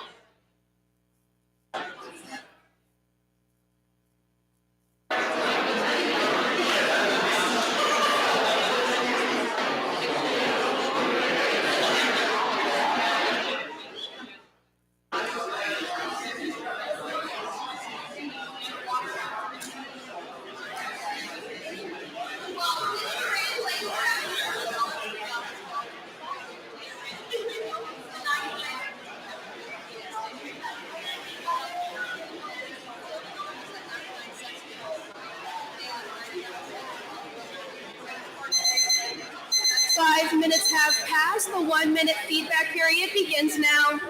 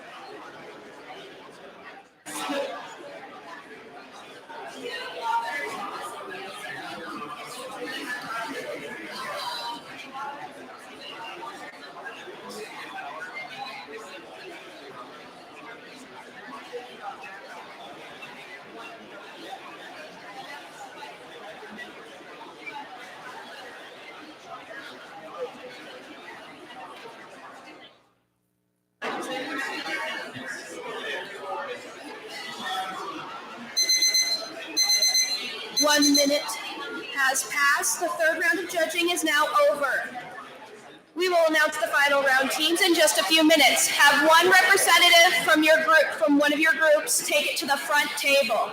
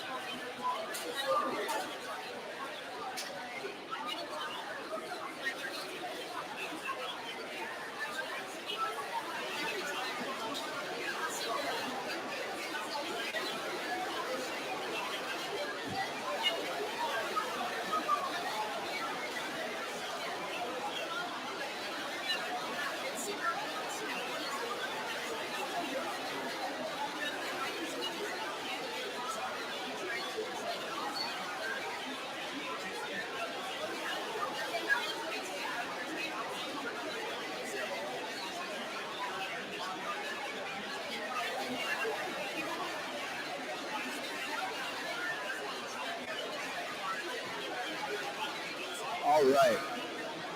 While we wait for the results, I want to remind you that this is just the beginning of the ways that you can get involved in Collegiate DECA this year. From chapter activities to leadership passports to state conferences, Collegiate DECA helps you get the edge at the personal, chapter, and state level. November is DECA month and a great time to get involved in your chapter and your community with DECA month activities. Work with your chapter to plan special activities to get more people involved. Work on your leadership passports, apply for scholarships, and plan a community service project. Check with your advisor or visit DECA.org for more information. Get creative and don't forget to share your DECA experience on social media and tag us. On November 18th, we will invite chapter officers and leaders from across the state to get the edge on their leadership skills at the Emerging Leaders Academy. This one-day conference features team building workshops, leadership advice from industry leaders, and a chance to network with your fellow Collegiate DECA members and state officer team. Check with your advisor if you're interested. In February, we invite all of our Collegiate DECA members to join us in Alexandria for 2 days of learning, competition, and networking with industry leaders. Finally, in April, join members from across the country and around the world at the International Career Development Conference in Orlando. Travel, learn, network, and compete to earn DECA Glass.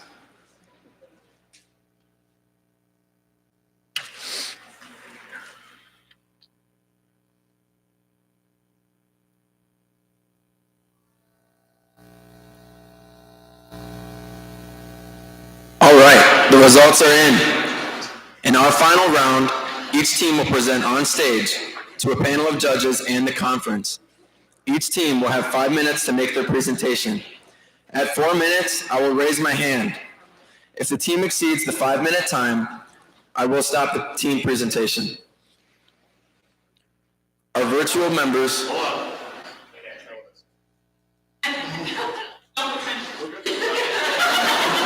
faked me out. Our team virtual members will be projected on the screen here on stage.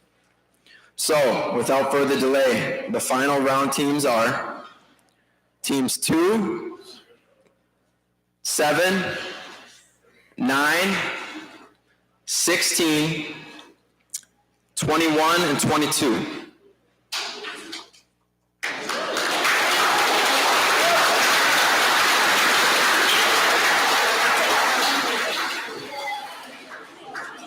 Is that also the order that the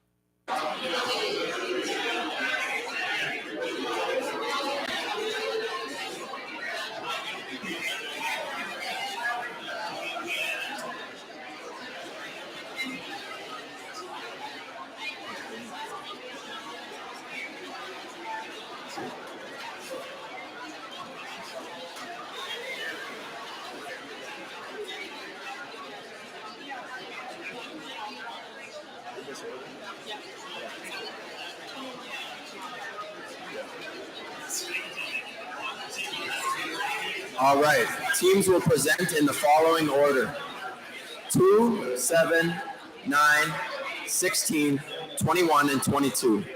Will the final teams please make your way to the stage at this time? Presentations will begin shortly.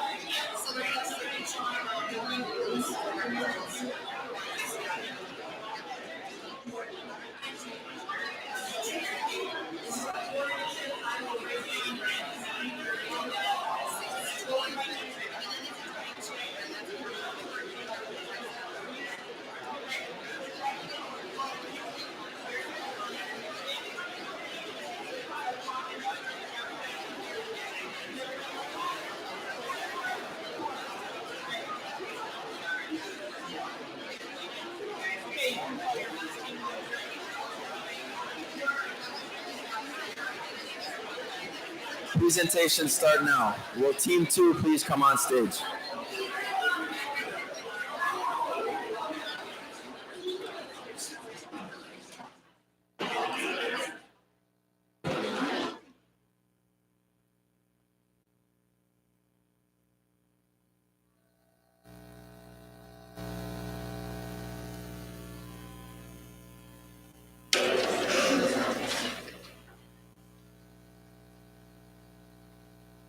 You have to turn it around so they can see it.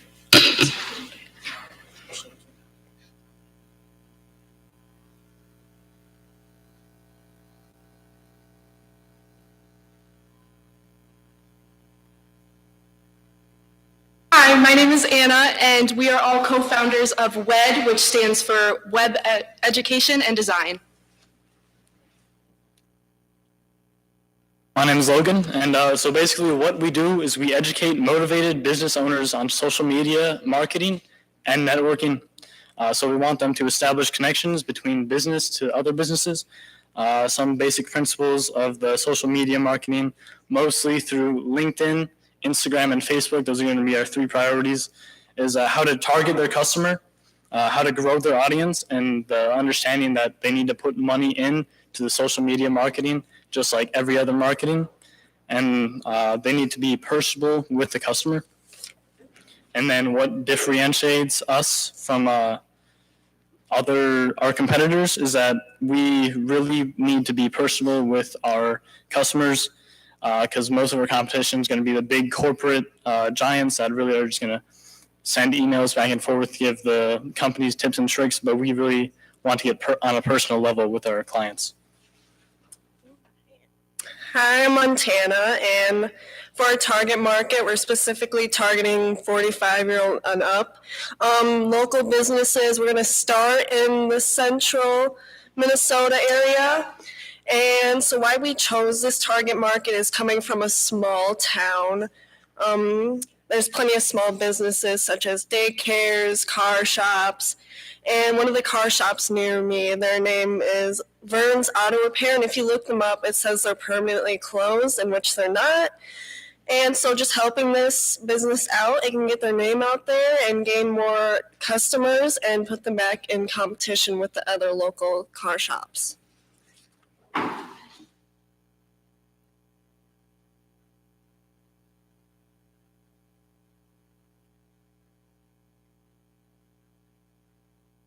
I'm Kami. So for our marketing strategy, first of all, we want to connect it with KOLs. They are social media influencers because people easily get information by watching videos from YouTube and Facebook. When we cooperate with them, they will share our service and to their subscribers and also provide to the company's needs. Second one, we will provide in-person networking for the business with little internet presence that helps them improve to high precision supervisor to get more professional technology on their business.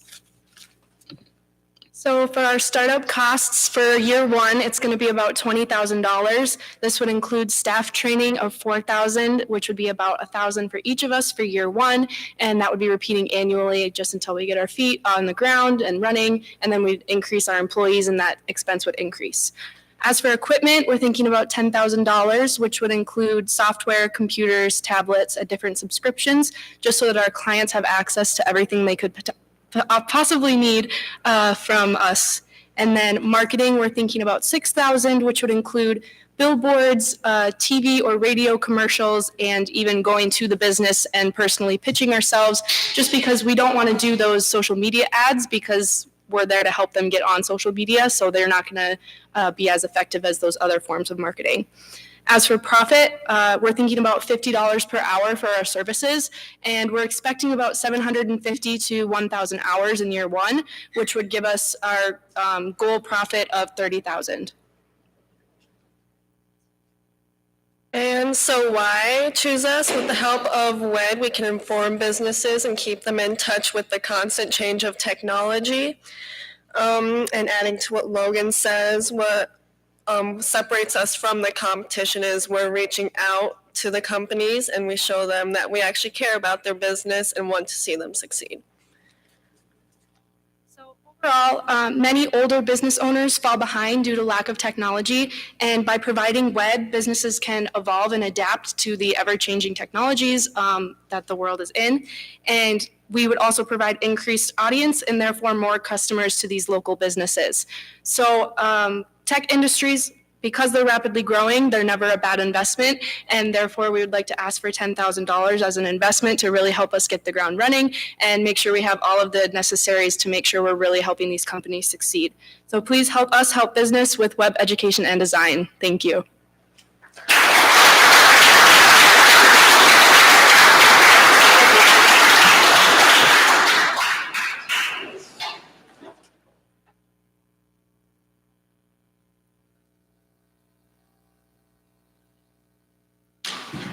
Team number 7, it is your turn to present.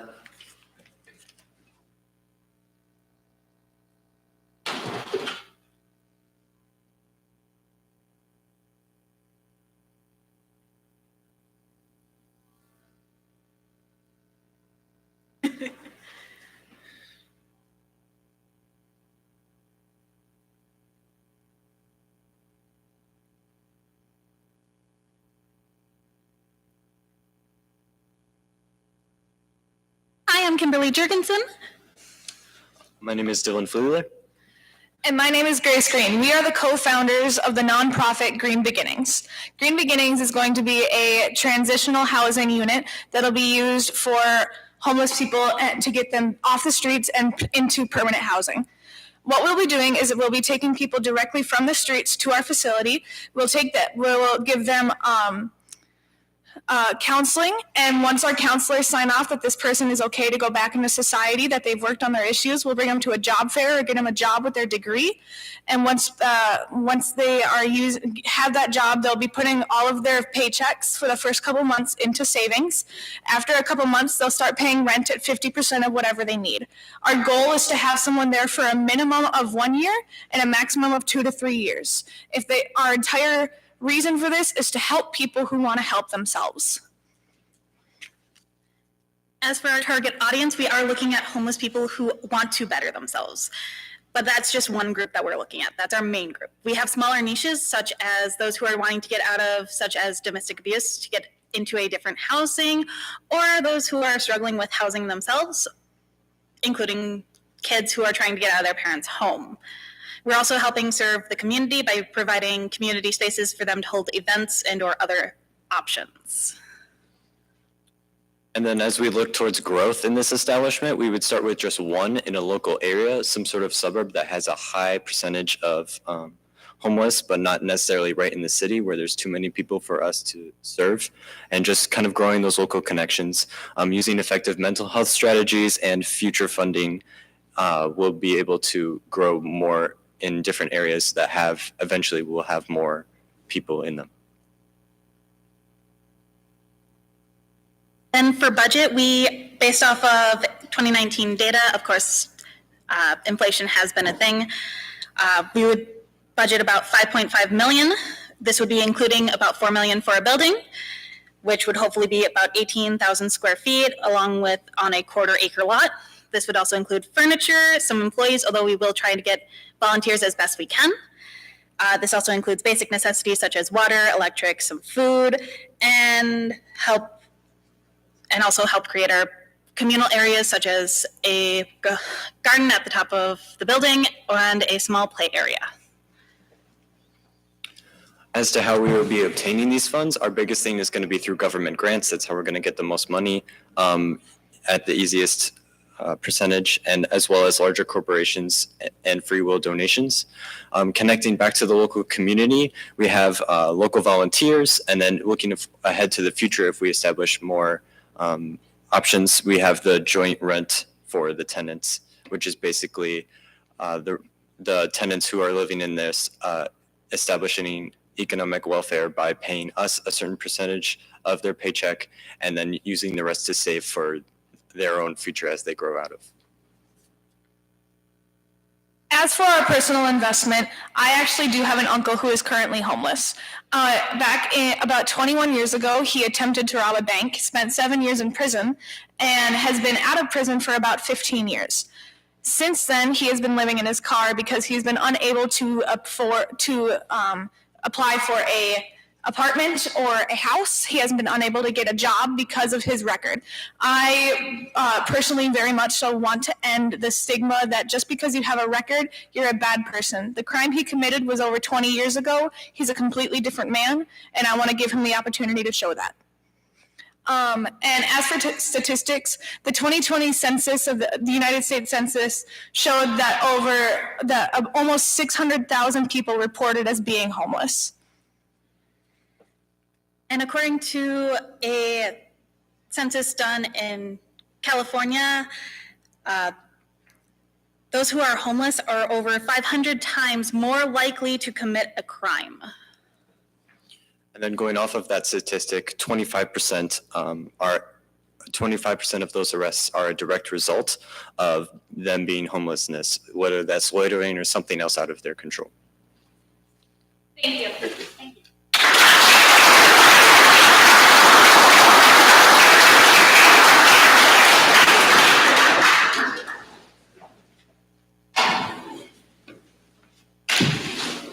All right, team number 9, it is your turn to present.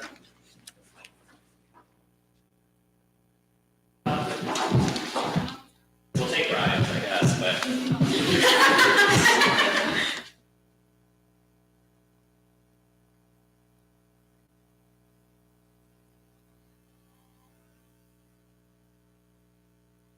I'm Christian O'Hara, founder of O'Hara Filtration. I just wanted to thank you for meeting with us today. So before we get into our story and our product, I just wanted to introduce our team. Hi, my name's Carter Lang, and I'm the accountant. Hello, my name is Caitlin Tenney, and I am the lead designer. Hello, my name is Kobe Block. I am the lead marketer for the company. So growing up, joining clubs, we've done a lot of volunteering, and we wanted to find a need and help people in the best way possible. So we have come up with a filtration bottle that's made able to compete with Brita filters and Life Straws, and we want to help take this product throughout the U.S. and then hopefully globally as well. So I'm going to hand it off to Caitlin, where she can talk more about our product. So with this product, it's a basic built water bottle, and inside it has a filtering system. So with this filtering system, it lasts about a month, and once all the minerals get filtered out, that's about when you want to change it. Towards the side of the water bottle, there is a straw that collects the filtered water at the bottom. We believe we have a very considerable product that can potentially expand into more possibilities. Now I'll have Kobe speak on the target market. All right, so talking more on the target market. So the first market that we're going to target is people who are outdoorsy. They like camping. I know myself, I like camping, but I'm not going to grab my water bottle and start digging out of the lake water. That wouldn't be very healthy. So we're going to target those campers and hikers, outdoorsy people through ads. And then we also are going to contact retailers and figure out ways on how to get the product distributed. And then our second goal with using this product is that for every 10 we sell, we'll be able to donate one to a third world country who may struggle with getting clean drinking water, because let's be honest, if you probably don't have clean drinking water, you probably have low income to not be able to afford a bottle to pay for it. So I'll have Carter talk on the cost of this product. Yeah, so currently we have about $10,000 in prototypes right now, and we still need another $60,000. We need the $60,000 because we need $40,000 in manufacturing, $10,000 in miscellaneous stuff like traveling and meetings, and then we need another $10,000 in apparel, logo, and marketing. And as it takes off, we're going to look into like a $500,000 investment once we get started. And then as far as pricing goes, it's $1 a filter and it's $5 a bottle, and we're going to retail the bottle between $10 and $20. And distribution costs we are still talking about, but this is a high quality product, and the filter will last up to 3 months, but we recommend changing it once a month. And Christian is going to close us out. So overall, this product is very important to us, and that's why for every time we sell, we are looking to donate because we want to make an impact. But as a business, we do have to cover overhead costs as well as people's salaries. So with this, that initial $60,000, we're looking to get an investment. We'd be able to pay that back within 4 years. And then as we reach out to distributors and other companies as well, you would receive a 5% royalty fee. But as he said, as we're moving on and we grow, if we look towards a $500,000 investment, then we can move the royalty fees towards 7 to 10%, and then paying you back within 4 years as well for that. So we just want to give a general overview of our product and what we are passionate about. Did you have any questions for us? Thank you.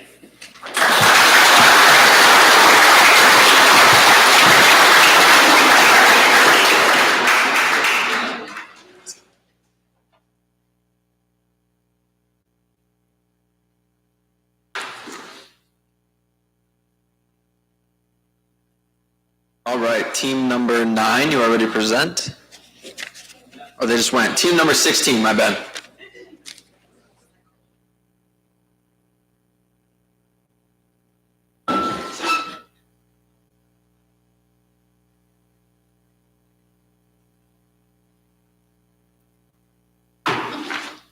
Hello, I'm Cheyenne.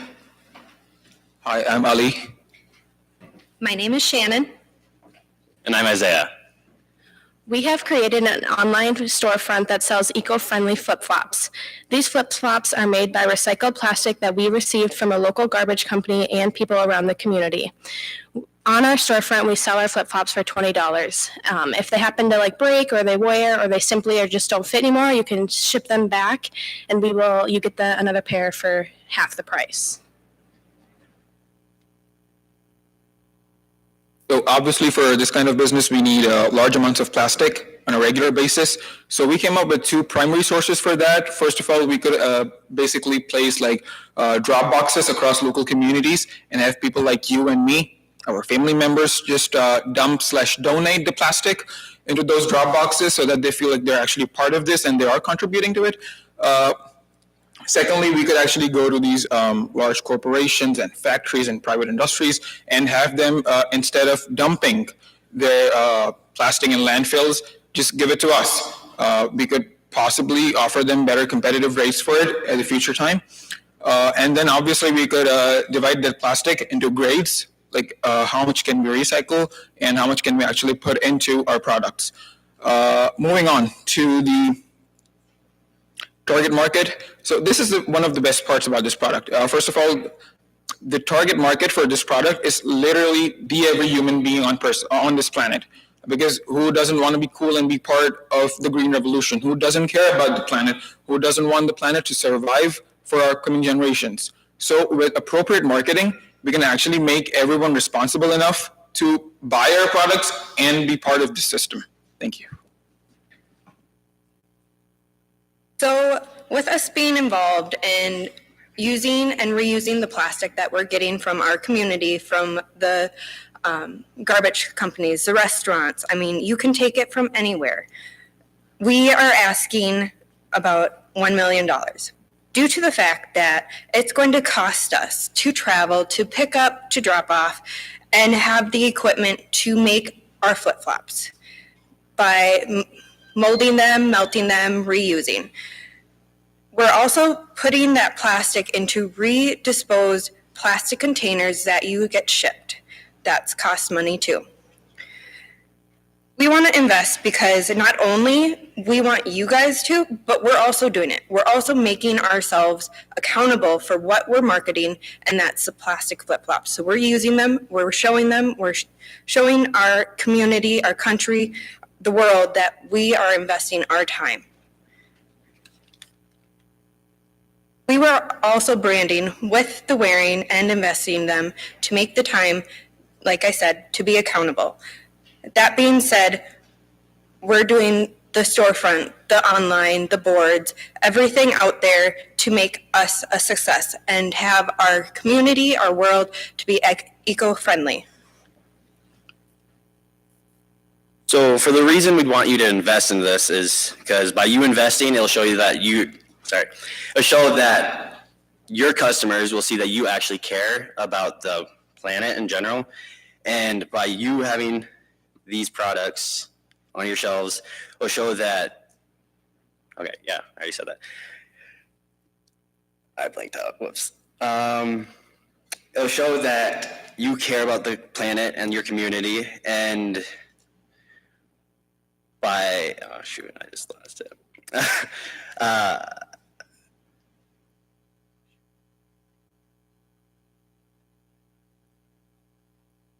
So by you guys doing this, by you guys investing in us, it shows your customers that you care about the community and the planet, and that it takes this bad thing that people are dumping all these products, these plastic products, and taking it and making shedding the light on it. Okay, so for our recap, we're taking the unused bad products in the plastic, building a flip-flop out of them after we are melting them, putting into our community the new wear and tear. You're also going to reuse that old flip-flop into the melting of the molding of a new one. Like we said before, $20. That's it. Half cost when you return them and making a new one. We're ultimately recycling everything that we just put out to you. Thank you.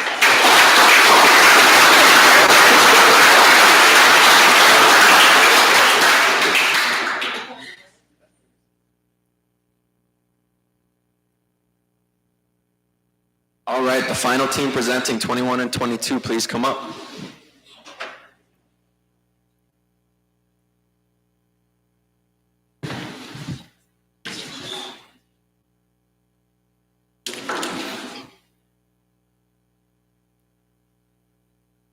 Hello, I'm Danny Lee Olson. I'm Michaela Schrader. I am Cord Albrecht. And I'm Riley Schlesser. We are Perfectly Fine Food, and we are all faces for the company. What we do is take a problem that many people don't know the severity of, and that problem is food waste. In the US alone, there's around 108 billion pounds of food thrown away or wasted. This could make 130 billion meals, and the income from that would be $408 billion each year. Grocery stores in the US throw out 60 million tons of produce each year, costing an average of $160 billion. And this makes up for a third of total food waste in the United States. And in Minnesota, an average of 165,000 people are currently receiving food stamps. This leaves a huge hole in what foods could be going to people's tables, such as people on WIC benefits or those that are not able to work simply because the product looks unappealing. So basically, we would be promoting our idea into low-income areas. That would be like places like homeless shelters, prisons, homeless camps, boys and girls clubs, promote it on social media, put it in the parks, just kind of get our name out there and show what we're doing. Our targeting market, we're primarily trying to have this available for low-income families as well as the homeless, to try and help them get reliable food source. And then as far as cost, we're going to personally invest $1,500 each just to get our foot in the door. And then being it's going to be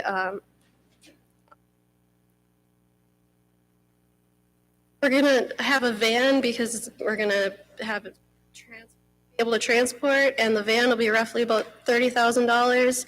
And then gas, it's varying because prices are always changing. And so roughly about $3.70 a gallon, and then about $500 for advertising, as well as crates for transporting all this is going to be from recycled milk crates.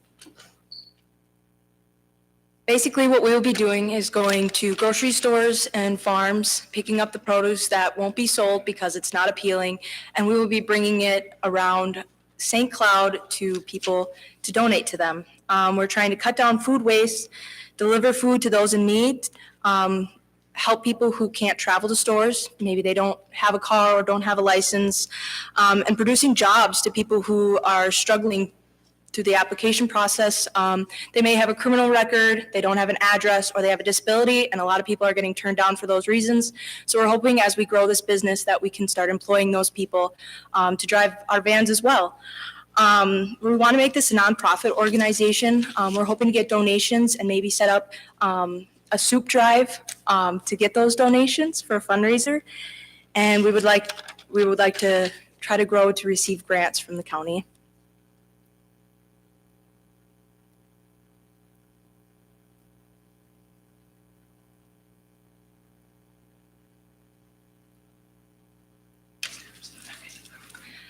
We have our own personal reasons for this company. I personally am a college student and I struggle to pay my bills. So I go to the food shelf once a week and get my groceries. And as a child, my whole family, we lived off food stamps and going to the food shelf. So I think this would be a great way to get those fresh products out to those people in need.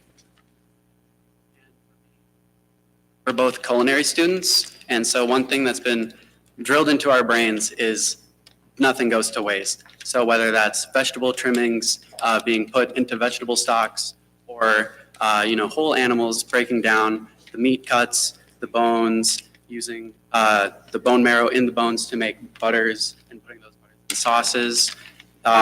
Just the problem of food waste affects everyone. Everyone needs food to survive. It is a necessity. And there are people that are completely skipped over because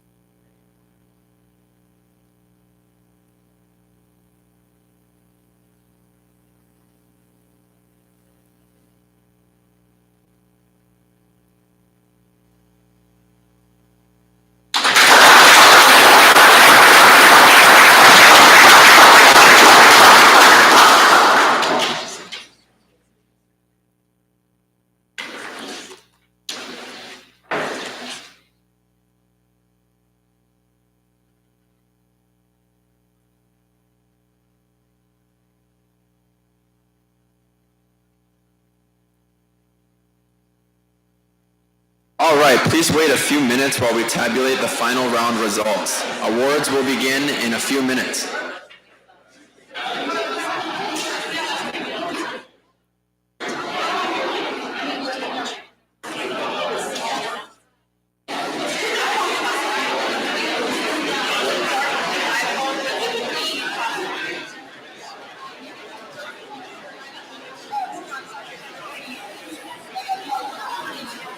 I'd also just like to take a moment to announce if anybody finds a dark blue iPhone with a pop socket on the back that has the letter B on it, please bring it up front.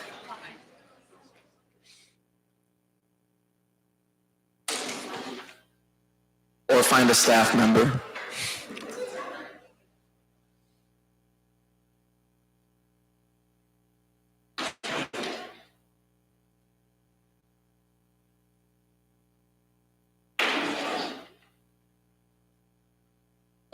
Yeah.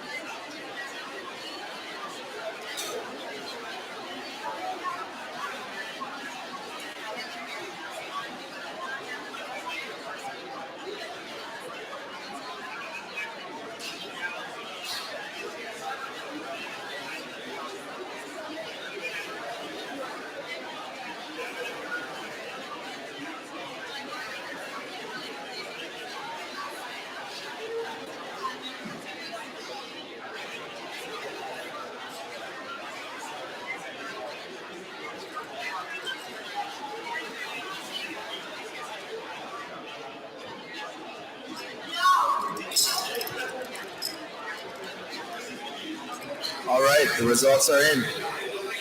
I would like to invite our final round teams to the stage. In third place, we have team number 9. Please come up to the stage to accept your medals.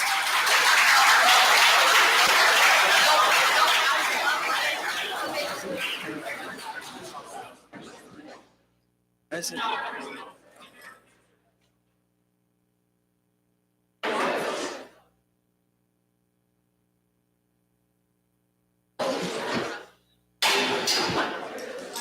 okay.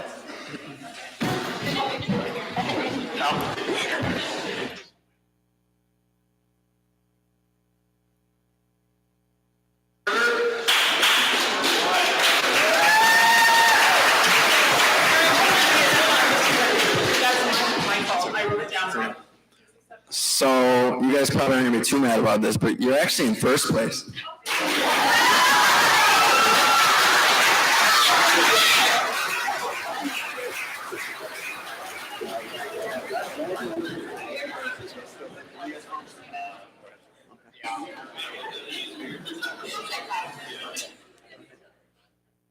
Well, congratulations.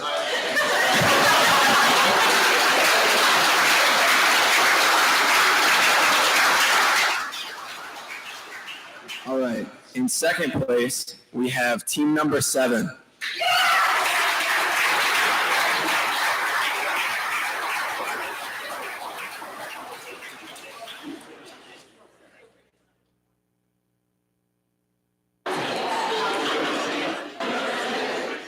And in third place, we have teams number 21 and 22.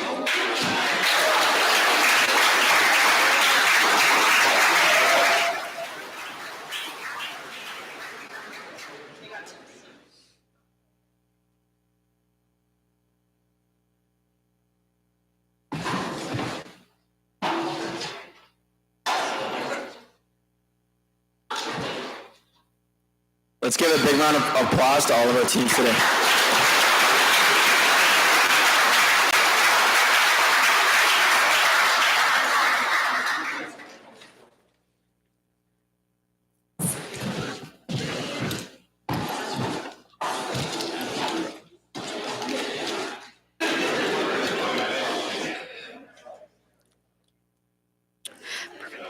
During our time together today, we have heard from experts who know how to get the edge in their industry, networked with Collegiate DECA alumni, and you have collaborated and innovated with your peers during the Innovation Challenge to edge out the competition.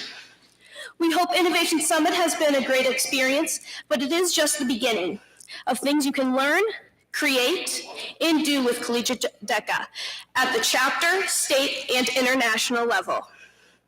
As you return to your local chapters, I invite you to get involved. Celebrate DECA Month, help out your community, make plans to attend CDC and ICDC. Don't forget to follow our social media accounts for news throughout the state. Subscribe to our YouTube channel to get notified when our new podcast episodes come out. Don't hesitate to tag us or reach out to your officer team. Thank you for a great conference. Travel safely.